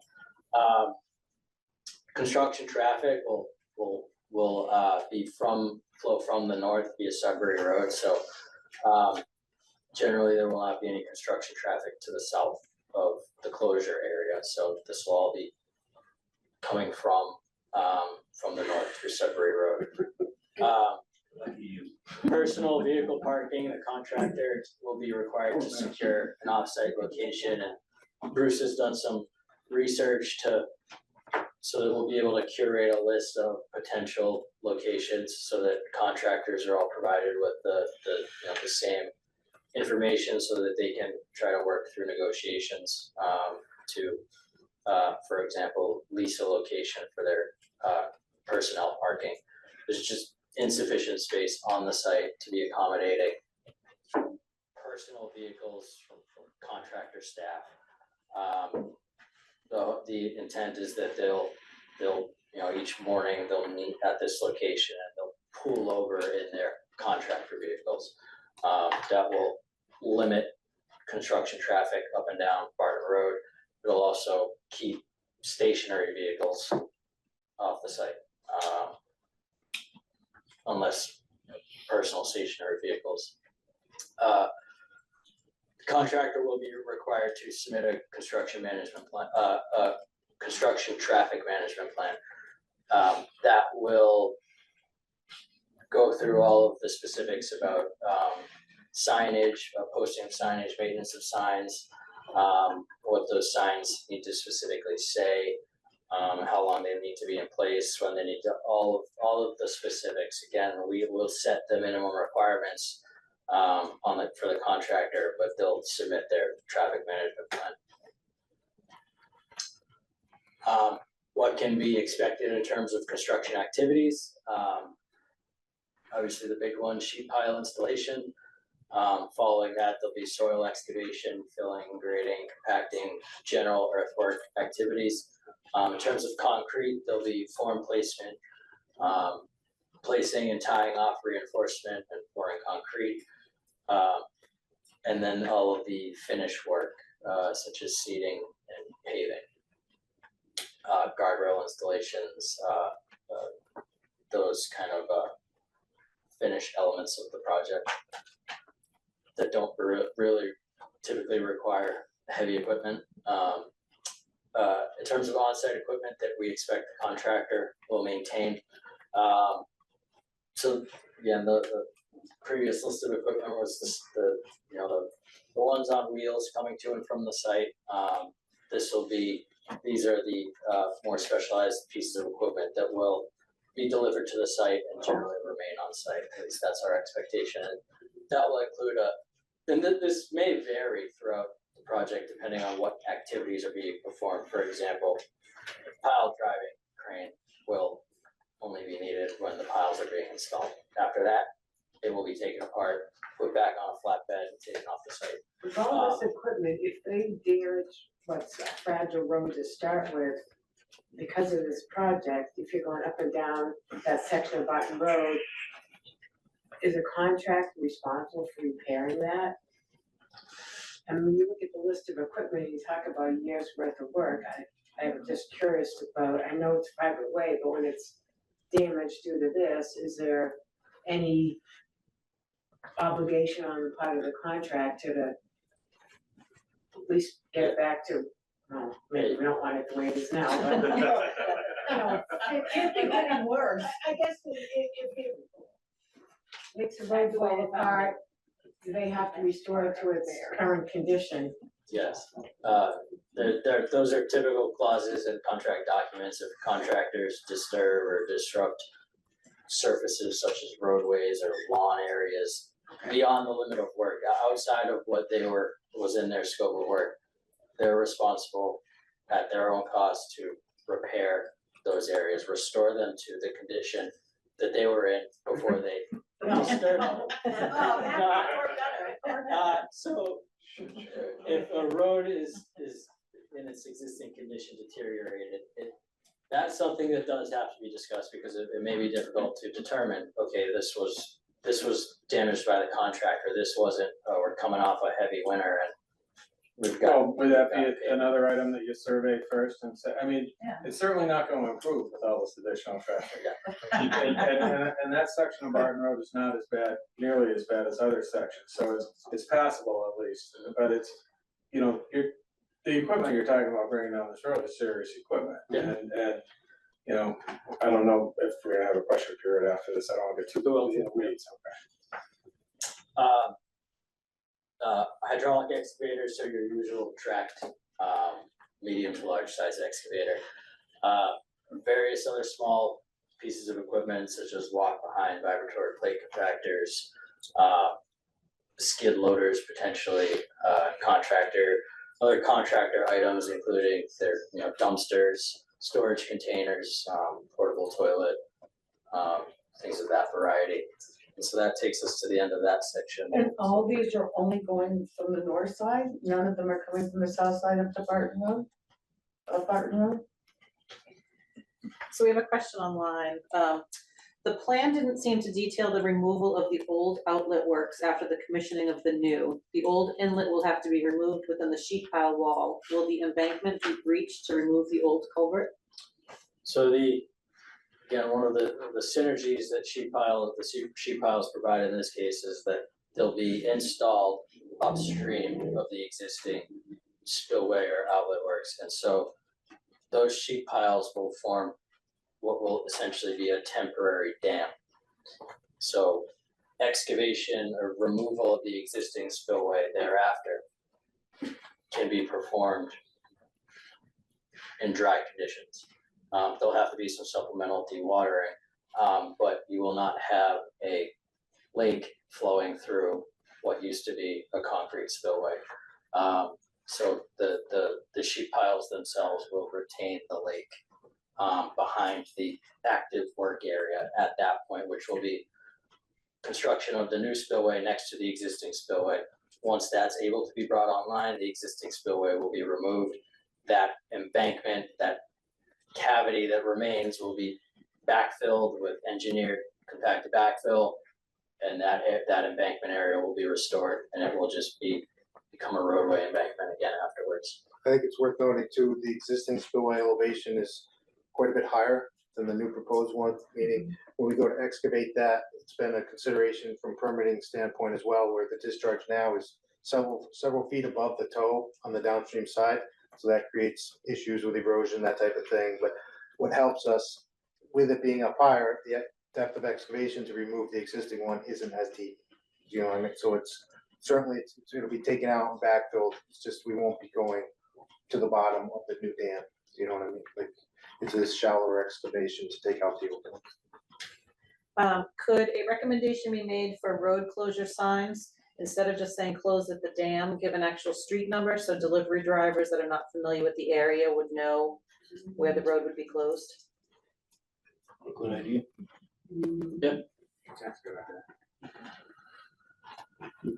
This is one for Bruce, maybe. I don't know if you've had opportunity to talk to any of the neighbors about using their land. I mean, one of the things that wasn't mentioned was a construction trailer. They're gonna have a mustering point of some kind. They're gonna have a place to put their bathrooms that, that can't be remote. I don't know if there was, what I got.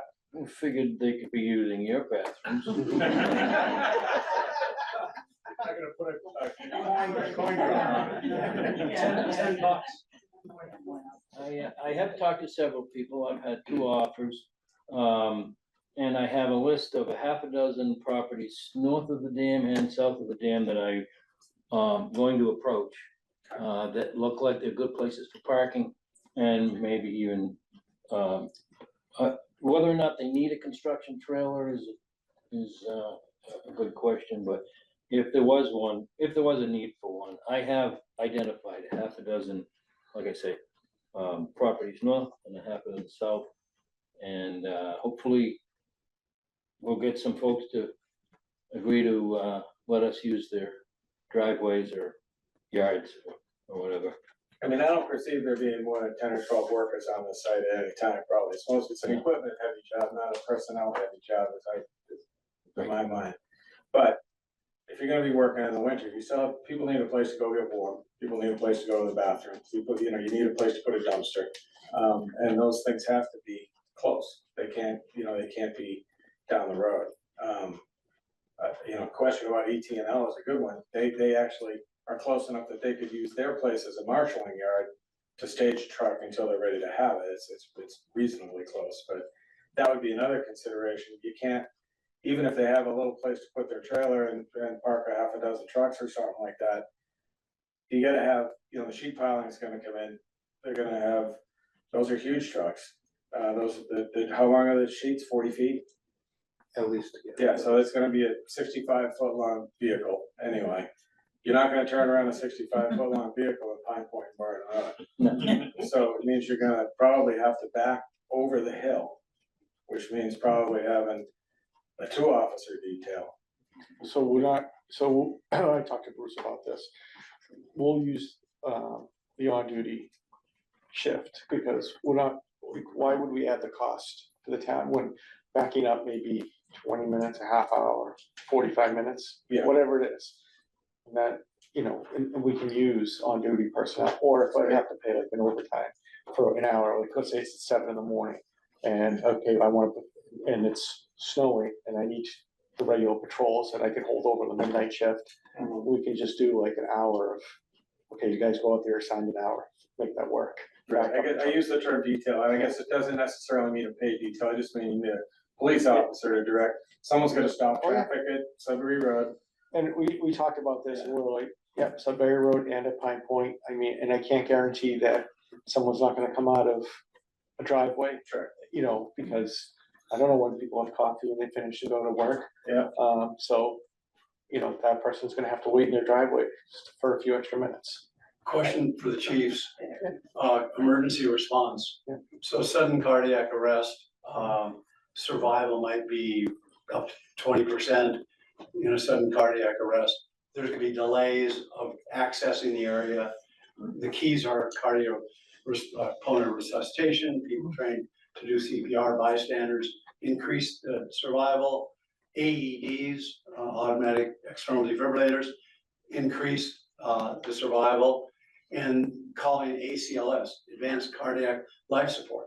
Well, you can't bring them in from the north, you can only bring them in from the south on a crappy road. I'm concerned about the emergency response. Help me with it, chiefs. So first of all, I can say right off the bat that everything you said is exactly right.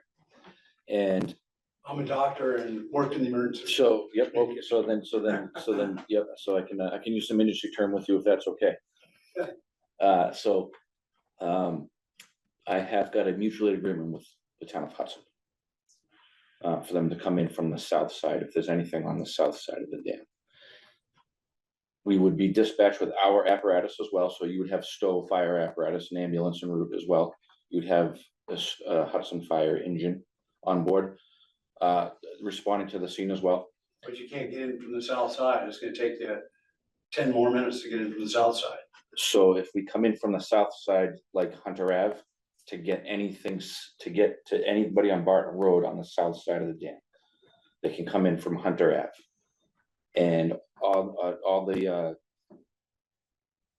crew members on that truck are equipped. They're all EMTs. They have defibrillators. They have everything that they would need to initiate patient care. ACLS trained? They're not paramedics. I can't say that, but they're, you know, for the most part, most firefighters are BLS, but they have all the equipment on board with the truck anyways. We would have ALS, we have an ALS response agreement regardless, so we would have that anyways. Now, I can't say that, I'm not gonna say that there's less of a delay for that, because I'm not gonna lie and say there's no delay, it's all the same, it's not, there's a little bit of a delay. But overall, I think it's also important to note that from the fire station all the way down to Barton Road, our response times are a little bit delayed regardless, just because of the distance that are in, the condition of the road, the narrowing of the road, all the things there. You can't even get down the road. So, well, Barton Road's a challenge for us, it always has been, you know, but you know, first thing in the morning, there's the school buses, God help me if it's trash day, you know. You know. Yeah, FedEx trucks. Yep, UPS trucks. Yep.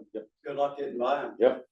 Well, ACLs may be tied up somewhere, you'll never get a backup to get there in time. We have minutes. Yeah, we have backups to backups. All ambulances that respond for the town of Hudson, they are ALS trained as well, but I'm not gonna be able to commit one of those to Stowe. They would come if we're called, but I cannot guarantee that they're gonna be there, because they have to have considered in Marlboro. You call 911.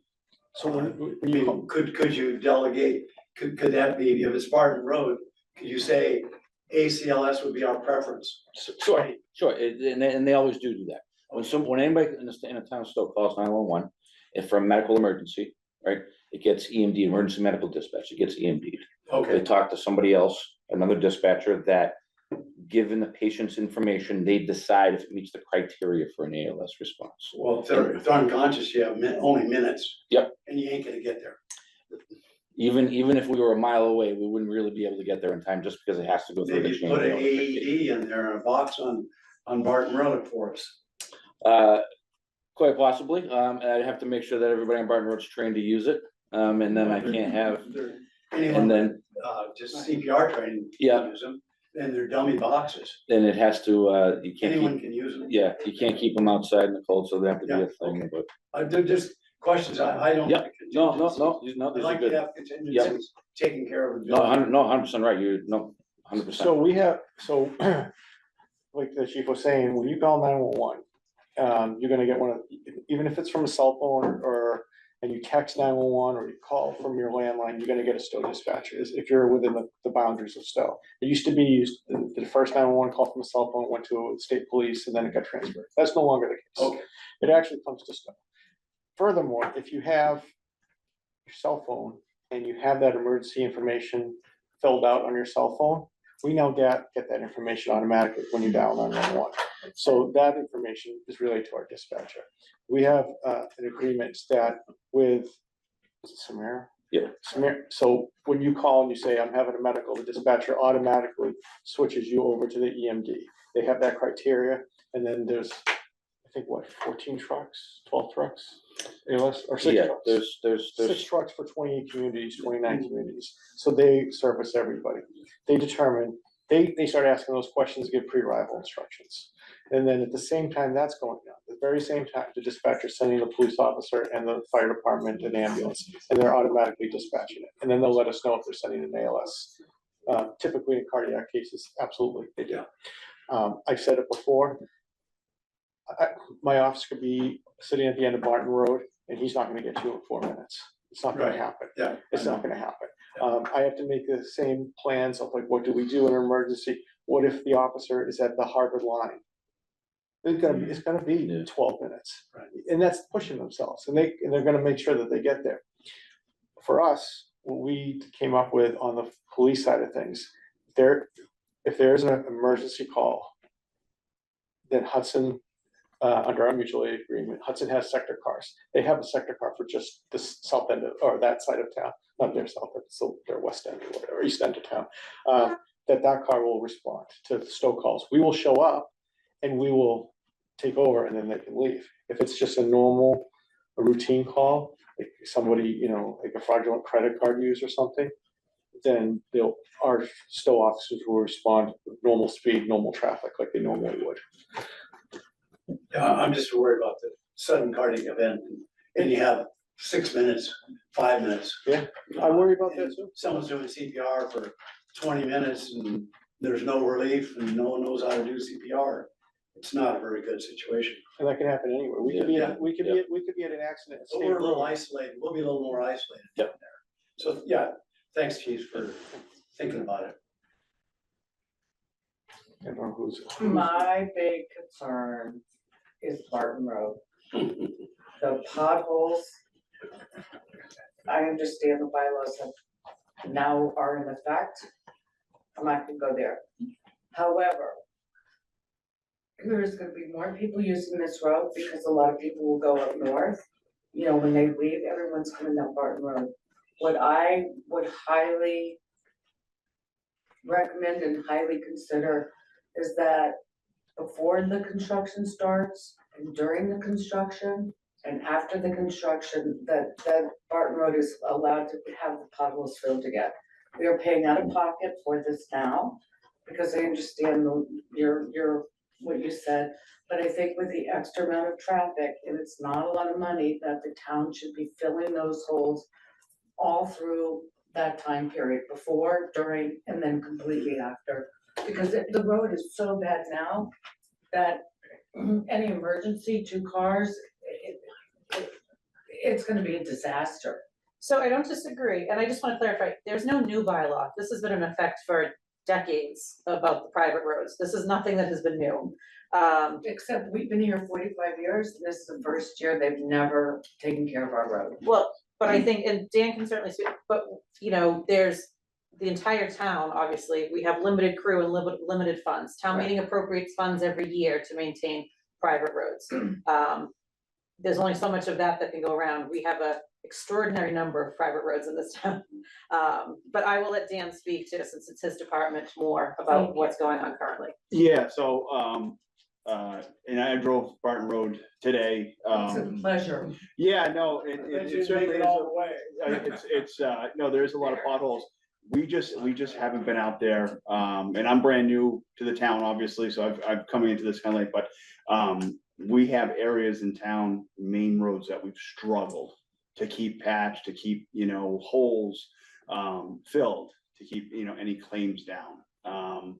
So, and I look at this kind of as a holistic, public works, operation where I really need to work on focusing our chapter 90 monies to address those areas on our public roads that my crew has gone out time and time again, to relieve some of that effort, to allow us to get into some of the private roads a little earlier. So it's not that we don't want to do it. It's literally, we've been out, I personally have been out, behind the truck, patching with my crew just to try to get control of some of So these things. can we put that in for that before, during, and after that becomes a higher priority to fill Barton Road instead of, because I can't imagine what it's gonna look like with the amount of extra traffic that will be happening.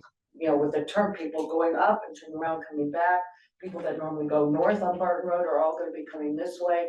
And so the road can't handle what we have now. So could we possibly have that put in during this project, even for anybody, even the police and fire, but to have that be a higher priority during this project? Yeah, I mean, I think, there's really nothing formal to put in because it would not be part of the construction documents. But I think we can safely say that our goal is to make sure that the road is as safe as we can make it with the crew we have and the funds we have. And, no one wants that to be difficult. No one wants it to be more deteriorated. We obviously have public safety crews that are gonna have to use that access point. So I think it's something that we can monitor more closely during the construction period to make sure that everyone who needs to get up and down that road will be able to. I just don't know, now we're talking 2 years from now. A lot can change in 2 years. I just don't know what the situation will be. I don't know what our crew will look like. I don't know what resources are gonna look like. So I can say we'll make every effort to do that. Just, Steve made a joke earlier, but we don't know what's gonna happen 2 weeks from now. Like, 2 years is a long time, so it's certainly something that we can make an effort to put at the top of a priority list of making sure that road is as safe as possible. And to go back to you brought it up a good point about they're gonna come up, they're gonna see the road closed, and they're gonna turn around and go back the other way. So I'm going, this kind of will affect you as well. So I can just take sections of road and on Waze and on Google Maps, I can shut it down. So I'll shut it down during that project, but the segment is longer, that it allows me than the dam. So if you're on the south side of the dam and you live in the house next to the dam, it's gonna say you can't get to your house. It Just already keep- says that. It already says that. Front ways does that. Yeah, it won't let me get to our house Okay, so on the just be private aware road, of that. so- We already shut it down. I already shut it down. Thank God. So, but I'll be, yeah, but I'll be doing that, like, you can see when you go to the library, like, past the library, Common Road, we did that. We did the same thing on, a bunch of other projects, up by, when they replaced, shut down Harvard Road for, a year, because they were replacing that bridge, we did the same thing up there, so you couldn't get from Stowe to Harvard. So, the same thing, went up there, so we'll do that, again, I just wanna let people know you're not gonna get to your house. When the digital plans were open, they used to use that as a cut through, that to Barton Road. Well, But now the road's so bad, they Hold on wouldn't one second. think of using it. But part B of that is, if it's shows to cut down, what about our garbage, the So trash? it's not gonna affect those guys. Okay. Well, so- they shouldn't be using They- Waze, they should know. They shouldn't be using Hopefully. Waze. Hopefully they don't. Yeah, I just wanted to check that all the other services that we need, they can. Amazon. Well, Amazon, but Yeah. mostly trash pickup. The mail will be rerouted. Amazon. And- So all that will still be the same. And I wanted to address what Bob said too about the schools. So I don't know what the demographic of the school is going to be in 2 years. There's gonna be like 10 kids or so on the street who are using the bus service. Right now, Not right now, but by then. By then. Kids who will be on the bus. right, so, but it could change, because families move in, families move out. So as we get closer, before that school season starts, like if you guys just say, okay, listen, we're gonna start in December, that summer before December, that's when we have the meeting and say, well, what are we doing here? What are we gonna do? This is happening, and you're gonna make a plan, because this is coming up. If it's in the summer, then it would be this, again, before that school starts. So, That's good. Can I ask, is Barton Road often used by non-residents to cut through? 95, yes. During There's, picker season. there's bicycle squads that come by in groups of During 30 that come down the Oh, hill. all the I time. think I did shut it down during the fall. During Yeah, I think I construction, shut Oh, it did you down. shut it off the maps? Yeah, I shut it on During the apple maps, season, yeah. they do. You put a bunch I of. do that on a couple roads, that. and Yeah, some if roads. because you could tell they fly by, they don't know where now they're gonna blow up their tires, but. well, during construction, when the road's closed, they'll be at essentially the entry points to Barton Road, kind of at the outskirts of the Lake Boon community. There'll be signs that. Yeah. But they don't have their Closed. names on it. You know, it doesn't say Mike, don't go down this way. Well, I don't read them. You say like dead end road, like Well, if you- yeah, so rather you- than just I road guess- closed, but like dead end. I guess my like the point- idea that person had.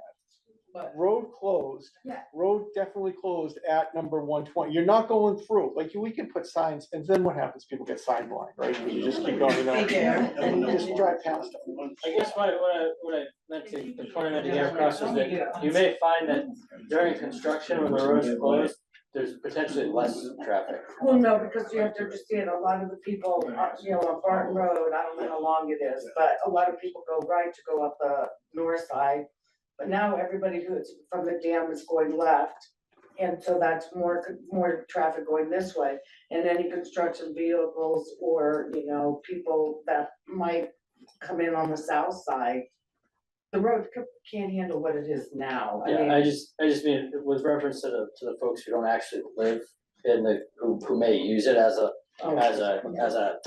narrow through from one side to the other. Not much anymore. That's not a problem.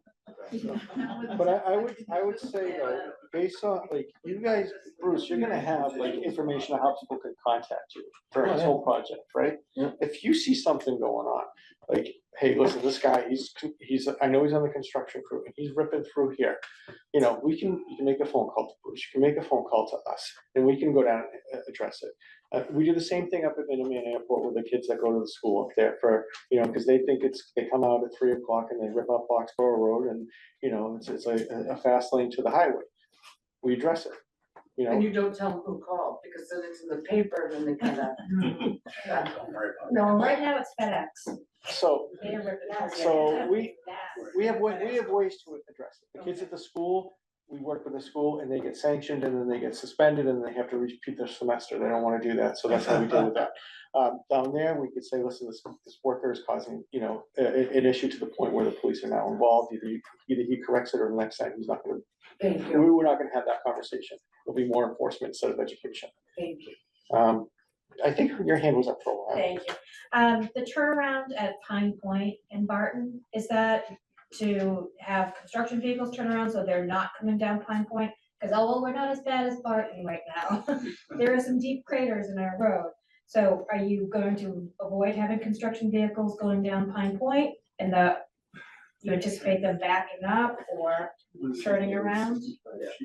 Yeah, you can't turn those corners. I don't even think they can get down. I'm worried that, He's I'm right worried that, about I'm worried that the long trucks aren't even gonna make it down the top part of Barton from the north. Like there's the 60-foot long plus, you may wanna check your angles. I'm just concerned about them coming down Pine Point. With the tanks. Well, they won't make it down Pine Point. I don't know if they're gonna make the turn on Sudbury Road. That's my concern, or get up that hill. I mean, you know, that's a steep hill. Well, you know, I'm sure we'll get some good truck drivers out there. All right. They'll That's become something, very good truck drivers. that's something they get paid to They figure get paid out. They're to gonna, figure out, they're gonna have to figure that out. Contractors are, Either they that are or down required phone to, line, phone poles and phone lines. contractors often make there's a pre-construction, pre-bid, or a pre-bid meeting. So prospective contractors gather with the engineer, the owner at the site. It's often held at the site. So contractors are given the opportunity, and they're required to understand site conditions, that if somebody goes to the site, it's obvious. If a contractor doesn't have the equipment capable to perform the work, then they shouldn't be bidding on the project. So that's your headache.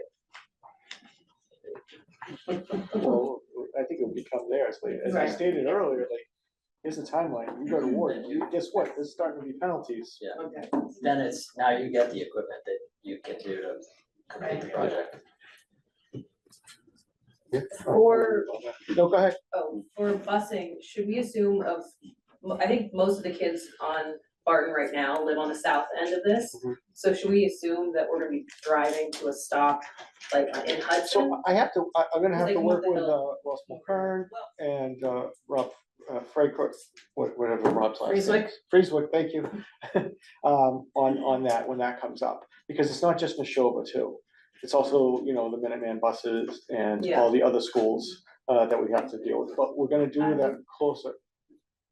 When I was a kid, living on Barton Road, buses could not go over the dam. They came into Barton Road from the Hudson end, picked us up at a point near O'Connell Way, turned around there, and then went back out of Hudson. And then decided. Well, we'll have to talk, because there's certain laws that go with picking up kids. Yeah. And the distances that they're allowed to walk compared to not walk, and certain ages and how old they are compared to how long they can walk, in the days of going, I walked to school uphill both ways with no shoes and no mittens and everything. So, yeah, so we're gonna have to work with the school, make sure that they're, obviously tell them, this is what it is, this is where you can go, this is where you can't go. Yeah. Let's work on it, and, and work with the school bus company as well too. But we are not gonna dictate to the school bus company, we're gonna dictate to the school and say, this is what the road is, this is what you can use and what you can't use. Yeah. And then they'll say, again, with their contract with the school bus companies, okay, this is what we need, this is what it is.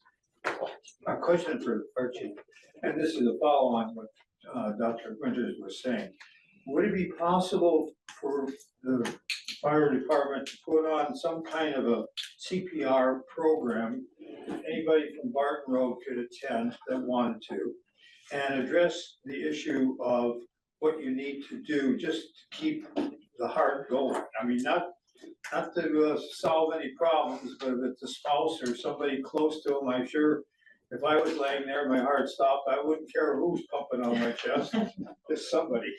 So the question is, could we do, maybe a voluntary program if people are interested?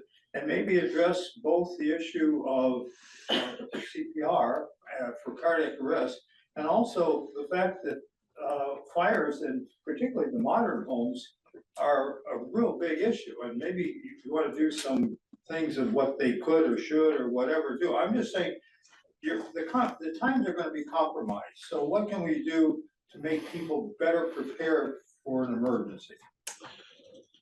So that's a good point. I think that I can talk about general emergency preparedness. I can do that all night. I don't want to drag this meeting out any longer than we have to. But if the residents on the south side of Barton Road Dam were interested in, I can certainly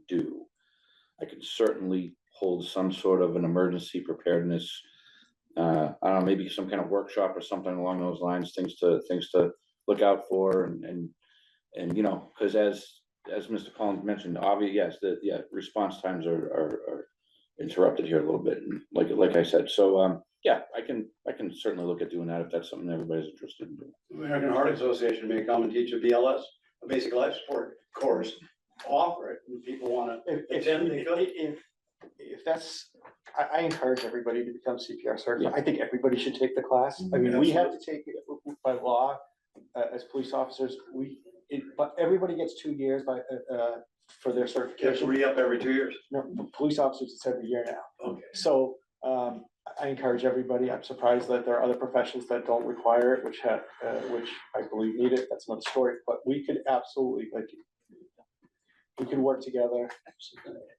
I could rent out the community center, and, you know, CPR needs to be taught to everybody. Use one of your barns.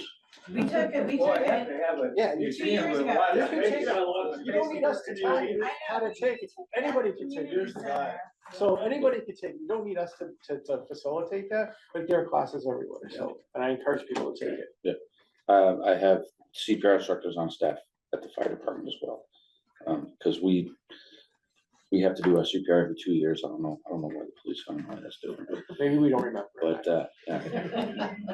yeah, so yeah, we have to, so yeah, that's something I'd be absolutely willing to do. We can certainly work out something like that if there was a strong interest for it as well. And then what the second part of the question was, fires in modern homes, or? Well, the response time on fire is also critical. And if response time is gonna take longer, and if you're trying to get a fire truck up Barton Road, all this traffic, you know, Yeah. good luck. So we'll do our best to schedule the fires like at night when there's no traffic. Yeah. But the point Can we is- just ride them in on Yeah. a tank? Our response time is even slower. Yeah. So I just think maybe some fire safety. My understanding, I have a good friend's a fire chief, and that is modern homes, you have a very limited amount of time if you have an open modern home with modern materials and so forth. I mean, it's a matter of a few minutes to get out of that home before you're in jeopardy. The construction with modern homes is mostly like the contents of the home as well. So if you consider like the foam that we're sitting on here and things like this, it's really just hydrocarbons, and you're talking about plastics and stuff. And with open construction as well too, you've got a lot of airflow that contributes to fire spread very, very, very easily. So you've got a lot of different factors in play there. Yeah. But we have the added bonus of, as was pointed out, some of you guys live in 100-year-old houses. Yep, so that's a different problem altogether. That's just, you've got 100-year-old dry wood, and, you know, that also poses a problem. I'm pretty sure everybody's aware of that as well. Yeah. But yeah, so down, and you know, that's one of the things that's always been interesting about everywhere in this town to me is you don't have areas of town where there's just one type of construction. It's very diverse, and it's very regulated. So absolutely, during a some kind of workshop or something along those lines, I can absolutely talk about that. I can talk about, you know, our strategies for getting water to the fire down there and things, and so I think information is going to be our best weapon there. And as Chief Salisi pointed out, just working together about this and communication, and I think that's really going to be the best thing. I don't know what you call it, but years ago they had the water for the water source for the fire department on the dam. Yep. I don't know why that was removed, or is that something that they're thinking about putting? So I understand it was removed because somebody didn't like it down there, and Oh. it was. I'd like to get water in my house. Yeah, right. Go pump it yourself. So just that's called a dry hydrant, all right, and it's low tech, it's just a 6-inch PVC pipe Yeah. that just went in the water, and we suck water out of the lake just like a drinking straw. We call it drafting. So we just draft the water out of the lake like a drinking straw, and we just use it, and we do whatever we have to do with it. It was I can say that it was vandalized, and at the time there was several residents who came forward that said they didn't like it down there anyways, and then so I've got very specialized equipment on all the apparatus that if we needed to get water out of Lake Boon, the dam is one of the big places to do that. So I would stage a truck at that dam. I use the equipment to draft the water out of the lake, so it really wasn't a stretch to just change how we do things over there. So it was. Now with the closure of the dam, yeah, I'm gonna have to look at different places to access the lake to get water out of it. Dan's house, perfect location. Perfect, outstanding, yeah. Yep. I had a question, back to earlier, we talked about maybe speed control in the dam, and Bruce and I had spoke about this later. I know you're not a fan of speed bumps, but is there anything we can do? We are gonna make that road straighter. It's already an issue that people go fast down that road. Is there something we can incorporate into the, I don't know if it's a sign? Funny, man. You used to film them, man. Yeah. You used to film them in the old days. I mean, it really is no joke. The rest of the road is so bad. When they get to an open Yeah. stretch of road, they look up to make that time up. Especially FedEx. And on the dam, they Oh, turn and yeah. look at the lake, and so they're not looking at the road anymore. So if we're walking on the road with the dog or, gardening or whatever else. I don't think we'll solve it now, but I'd like for you Yeah. to be some consideration given to that. Yeah. They go fast there. We have taken into consideration, we even got a technical memo from the team at Weston and Sampson that does traffic. And, there's several things that could be used. Parked cars are a good traffic calming device. You don't want parked cars. You don't want potholes. Speed bumps are just as bad as potholes if you ride in the back of an ambulance or a fire truck, or mostly in the back of an ambulance. So we gotta look at, like, there's bigger issues on the speed bumps too, like, you gotta make sure that everybody can get over them. Like, if you're walking, like, you gotta make sure they're ADA I'm compliant. not That's why. suggesting that that's the answer. I'd like for some consideration, and maybe it's just you guys spend a little more time down there and write some tickets, and people get the idea that they shouldn't be going. I don't even know if there's a They speed limit can't sign because up. the dam's gonna be closed. I'm thinking Once after. it's open again. There might be some visual aspects that we can install after the fact. You might be shocked, but speeding is an issue all over town. And we do have a traffic safety committee that actively looks at traffic calming measures and what we can do. And they've tried a number of different things to see what might work, what doesn't work. And it's something that they talk about all the time. So it certainly will be taken into consideration. We don't want to make it as a speedway. There is concern. What the right thing is, I don't know. What might work there may not work someplace else. We've been working on Sudbury Road, something's not working, let's try it someplace else and see if it helps. So there are a number of things that they've been looking into, and the dam will certainly be part of that conversation. Yeah, I'm talking specifically about the dam. I Yep. understand people go fast everywhere. I'm just talking about the dam. With the new improved road. The great town of Weston put in a whole bunch of speed bumps on the back roads in Weston. They did. Are they And fun? they also put drainage on either side, and they turn them into speed humps, because you can't have people that like are walkers and that they can't get over. Oh, is that right? Okay. So, and then you have to That was- worry about, the speed bump becomes a dam of rainwater. So you have to make sure that runoff goes into a certain place. And then if it doesn't go into a certain place or it doesn't have anywhere to go, then you have to put the drainage, and then you have to worry about where does that drainage go and whose property is that? And there's a lot of questions and answers. It's easier to add traffic calming measures than it is to remove them generally. If you install a permanent speed bump, it may not solve the problem. It may become an annoyance, particularly to plows as well. More difficult to remove it afterwards, but project is completed and there is a perceived increase in speeding, I mean, it may be such that signs, I know for me, when I get those blinking signs that yell at me that I'm going too fast, I tend to slow down. That's just a personal take on that, but, the general consensus, the conclusion of our technical memo to the town was that, it's the recommendation was to move forward without active traffic calming measures, observe the roadway, upon completion of the project, see how drivers are interacting with the, new and improved roadway. And if traffic calming measures need to be reevaluated, they could be incorporated afterwards. But it's complete, observe, add as necessary, as opposed to add and then hope that it solves the problem. Makes sense. Just follow on that point, I mean, if these signs light up, it says 20 miles an hour, whatever, and then for some reason, you're going 25 or whatever, hypothetical question, of course. And so they know you're going fast. Why not, or I assume somebody could put a little gizmo that's gonna take a picture of that license plate and send it to somebody. We have them. Huh? We have them. They have it? Yeah. I can't write a ticket on it. Oh, you can't? No. Oh. I don't have the Because it's authority. Tom, Huh? because it's my husband. Well, God, it's just that doctor again. yeah, no, I cannot write a ticket based on non-observation of that.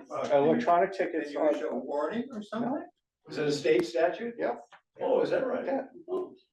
Because they don't know if It's like we don't have the red light ticket in Mass yet. They're coming, but not right now. And then you have to get and then it adds other things. Okay, was that certified? On top of, was that camera certified? Who's driving? Is it, just because your car went through it, I could be driving, so who gets the ticket? I mean, I think you'd rat me out, but that's okay. But, Yeah, but once you go through the administrative hassle of all that, you'll think next time you won't do but speed. it's more on the police end of things, going through that, because we have to spend more money going to court. Yeah, no, they're trying to lose on it. But again, I already get pictures. No, I do, and like the one that was on Sudbury Road for a while, Ron, you're right, I like the blue lights, though, I put the blue lights on the ones that we have, those really make people slow down. If you're going too fast and they see the blue lights, Just go on Waze and put up police. I do that trap. too. I do that. I drive around, I just keep hitting that. in the comments.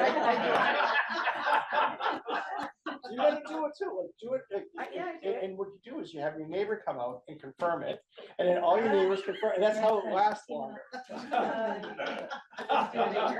See? Conspiracy against us speeders. But seriously, I think that the signs that do say, there's a posted sign, it's 20 or 25 miles an hour. And it says what speed you're going. I think for people like Dr. Winters, might not realize how fast he's going. And if he sees that, I think a lot of the local traffic might slow down. So this is a great talk for coming to Traffic Safety Advisory Committee. Put it on there, send it to there's a form you fill out, what the issue is about speeders. And our newly elected chair, Dan, will put it on the agenda. And we have 5 speed devices. 2 of them have blue lights, the other ones have white lights that flash. And we're developing a policy on where we place those. Now, sometimes we have to place them out where we need the information, the data feedback. And right now they're on White Pond Road because there's a big complaint on White Pond Road about commercial traffic. However, that's coming to an end. So where can we deploy these?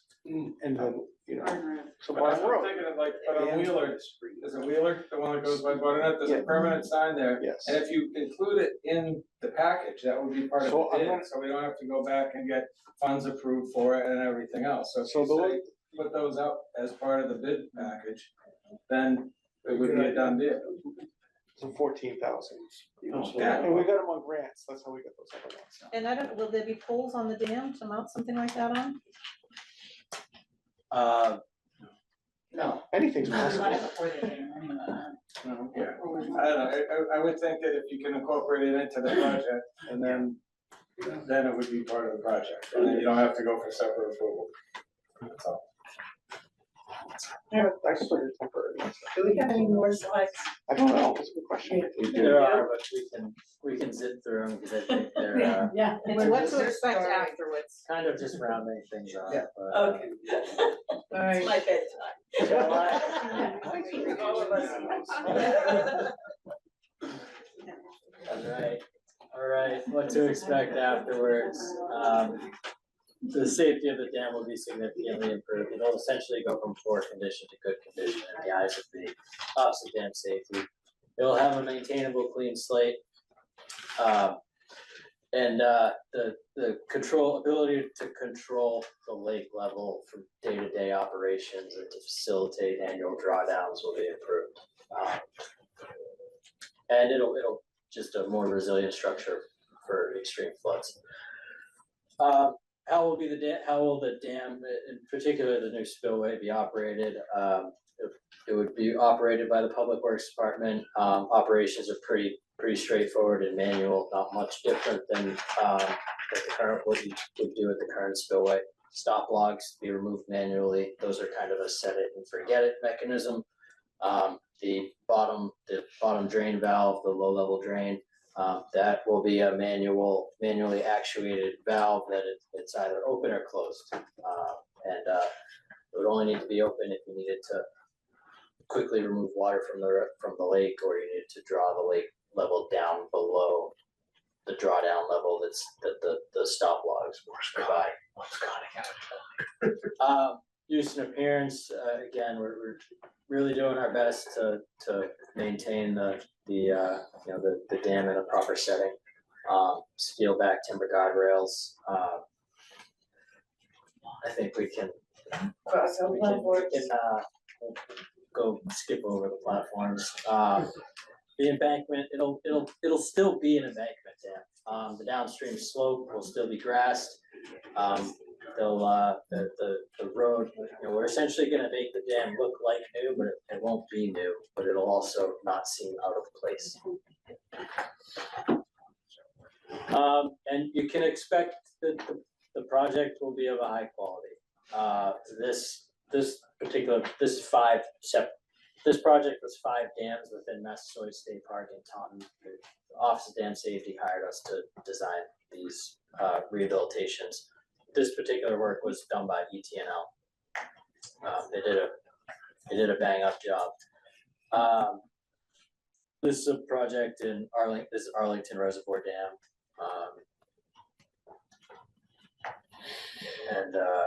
This is Hoppin Hill Reservoir Dam for the city of Attleboro. It's the water supply reservoir. This is quite a large dam. So. There's a question online. Will there be any stream gauging at the dam, local or remote reporting? That can be incorporated, whether or not it's just a manually read staff gauge or it's a remote data acquisition system, but it will be important to track lake levels throughout construction. There's not much freeboard is what we call it, the difference between the lake level and the top of the dam. There's not much in the normal day-to-day condition. So there's not much flood storage available. And so it'll be important to track and monitor lake levels so that the contractor can be prepared to adjust their water controls if needed, to account for, to provide more storage in the lake if needed, and to moderate the outflow from the lake as needed.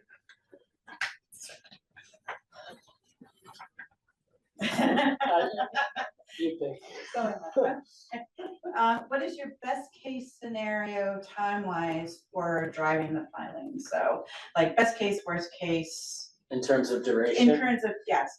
We're expecting 4 to 6 week duration for the piling installations. It's gonna be a long vacation for you, Jen. I know, right? Again, if they're, you know, if they're allowed to work additional hours, if they're allowed to work, that's a broad estimate. It Right, could be I mean, shorter. there is a best case and worst case scenario, but minimum 6. The winter time would definitely be the better. 4 to 6 weeks. Yeah. We're expecting. I'm not sure who to direct my question to, but the opposition to the platforms, was that enough to remove it from the plan, or is there a formal process that we need to go through to ensure that they are removed? Kathy, do you expect that the commission would have So- opposition for one of those? I don't think so. The platforms are actually written into the permit that the commission issued, so they will have to revise that. It's a fairly simple, I think, red line change, but it's up to them, it's not up to us. And so do we attend a meeting? What is the process so that we don't miss it? I think we should talk among the team and then we can let you know. Okay, that would be great. Thank you. I mean, we can certainly relay what we heard. Thank I do think that we will wanna look at, you know, sort of what is the fishing that happens at the dam now, and will that be reduced as part of the project, and if so, how do we think about that? Because there is in our bylaw, you know, a requirement to protect interest in public recreation, and that's one of those is fishing. Yeah, I understand, but not on a private road necessarily. That's right. Yeah, Private road. it's on. No, we get the no public- services. It's on the public dam, so. Dam is public. It's a public dam though. But there's no parking. I totally, it has never been our assumption that there So would be. is there, just to be clear, is there a meeting that we need to attend? Is that going to be a public discussion or is that a private discussion? All of the commission's meetings are public, it's not on the agenda, obviously, right now, so, you know, So that do would we be at a, need to it would be get it at a on the future agenda? meeting. Okay, will we be notified? We probably would have a long time, so you can subscribe to our agendas online. I think Bruce could probably put it out in one of his emails. Yeah, I mean, we could make sure you know, but there's no like Public formal notification notice requirement, yeah. that would come. Okay, Yeah, you can physically do it. thank you. Just kind of an add-on, is there any sizing requirements put in the documents now? Can it be changed so that it's like maybe 1 foot wide by 6 foot long, just enough to stand on, which is what they have right now? So right now, the permit just says construction as per the plan, and that's what's on the plan, so. Okay, because right now, they're standing basically on about a foot when they're casting. Okay. I mean, would doing something of that size be acceptable, or are we hearing? With a 4 by 8, they're gonna bring coolers and chairs and they're gonna camp all day. Yep. No, but I think the question is if it's smaller, like a 1 by 6, is that something that's acceptable? Not to me, I would like none. I So said, I we don't think have it's parking, second. how do we have? I think you've already heard the chief though say, there's no parking on the dam. But they, right, but they do. How do they get there? No parking on the Yes. streets. That's why we have tow trucks. People can walk. Sit on the fence. Start towing You know, cars. people that go there don't walk there. They're not from around. They there. park. Yeah, they always drive. Park near your house. You sure do. Sometimes they park in our driveway. What were your questions, sir? So what happens if somebody falls into the lake upstream of the dam? Can they get out? There will be handholds that are provided on the sheet pile, the cap of the sheet So piling. they'll hold on to the handholds, and then what? It's not gonna be much, I think TJ mentioned Yeah, it it's- earlier, the sheet piles will only stick up. Yeah, if Couple you feet had, or if you more. were in a canoe, and you pulled up against the sheet piles, you You could hold on to the handle and somebody can get out of the. you could get out of there's, it's gonna be maybe. Yeah, imagine, maybe this will put it into some better perspective. You're standing on top of the dam right now, as it is. There's not much vertical distance between the top of the dam and the surface of the water, where it typically is, for example, during the spring-summer period. The top of the sheet piles will be essentially at the roadway elevation. And so the lake level's gonna stay as it normally is. and the top of the sheet piles are here, so there's, it's not a very 2 feet, maybe max, from the water to the top of the sheet pile, so if you were to kind of back up against it with a canoe, you'd be able to presumably get out, and so if you were to manage to find yourself in the lake, not in a boat, grabbing onto the handholds, you'd at least have something to secure yourself to. So there won't be a vertical wall that you're One trying way to to. discourage fishermen is to put up a 5-foot fence. And then Don't know. they reel in their catch. But that's not gonna keep the revelers who come at night and park on the dam anyway.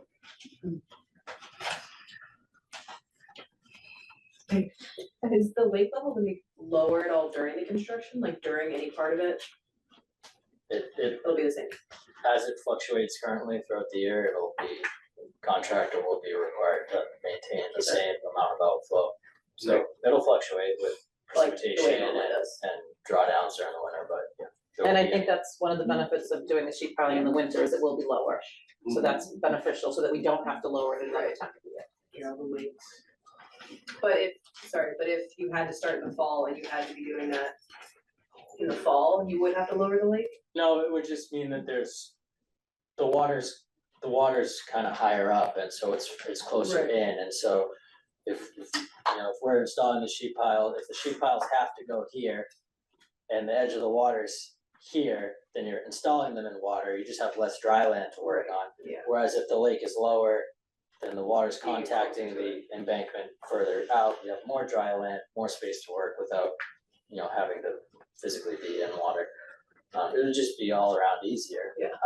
There'll be, a little more space to accommodate immediate erosion and sediment controls on the downstream side. Whereas if the water was directly against the sheet piles or the sheet piles were physically going in standing water, your typical straw wattle would just float away. So. Previously, your emergency action plan was kind of 2 parts. One part was missing, and what was the response and everything. Has that been added, and is this a more complete plan? Is this something we have access to? The emergency action plan for Lake Boon Dam is complete. It's been filed with the Office of Dam Safety. Anyone can, through Freedom of Information Act, can request the Is emergency it action. part of the program now? It's about a 150-page document that's kept in a binder. So no, it's not. What do you mean part of the, I don't understand, what do you mean part of the program now? Well, they talk about what equipment, what the emergency plan is, what your response is and so forth, so that if there's just a minor breach, that you have the capability of responding before it becomes something major. And the older plan that I saw, you had the information about what happens if the dam is breached, but you didn't have the information as to what is the procedure, the emergency procedure, if it's just a minor thing that needs to be responded to, and whether you dump riprap in there or however you do it or whatever you do it. That's the emergency response plan. Well, the emergency action plan applies to emergency situations. So if it's an emergency situation, it's not a minor occurrence, and so it would be the emergency action plans in effect. Downstream communities are getting notified, people are getting evacuated. The emergency action plan for Lake Boon Dam is independent of this project. It is a requirement of the state that dams such as Lake Boon Dam have on file an emergency action plan. Both the police chief and the fire chief have copies of the emergency action plan. No, that's not what I'm asking. I mean, that's the emergency. My understanding is, you already mentioned a lot of seepage. Okay, so if vibrating or whatever, the seepage starts to get more serious, then the emergency action plan is to have certain materials or equipment or whatever available. You can dump it in there and stop it from becoming a minor thing to become something major. Right. Okay, so you're specifically the construction period? Yeah. Okay. The overall emergency action plan for Lake Boon Dam does still apply during construction. However, the contractor will be required to provide information along those lines specific to the construction period. So there's a flood mitigation and response plan. So if in the middle of construction, a significant weather event, extreme weather event is forecasted to land in the watershed, the contractor will need to be required to make certain preparations in advance of that. So that's a weather condition event, that's a flood condition event.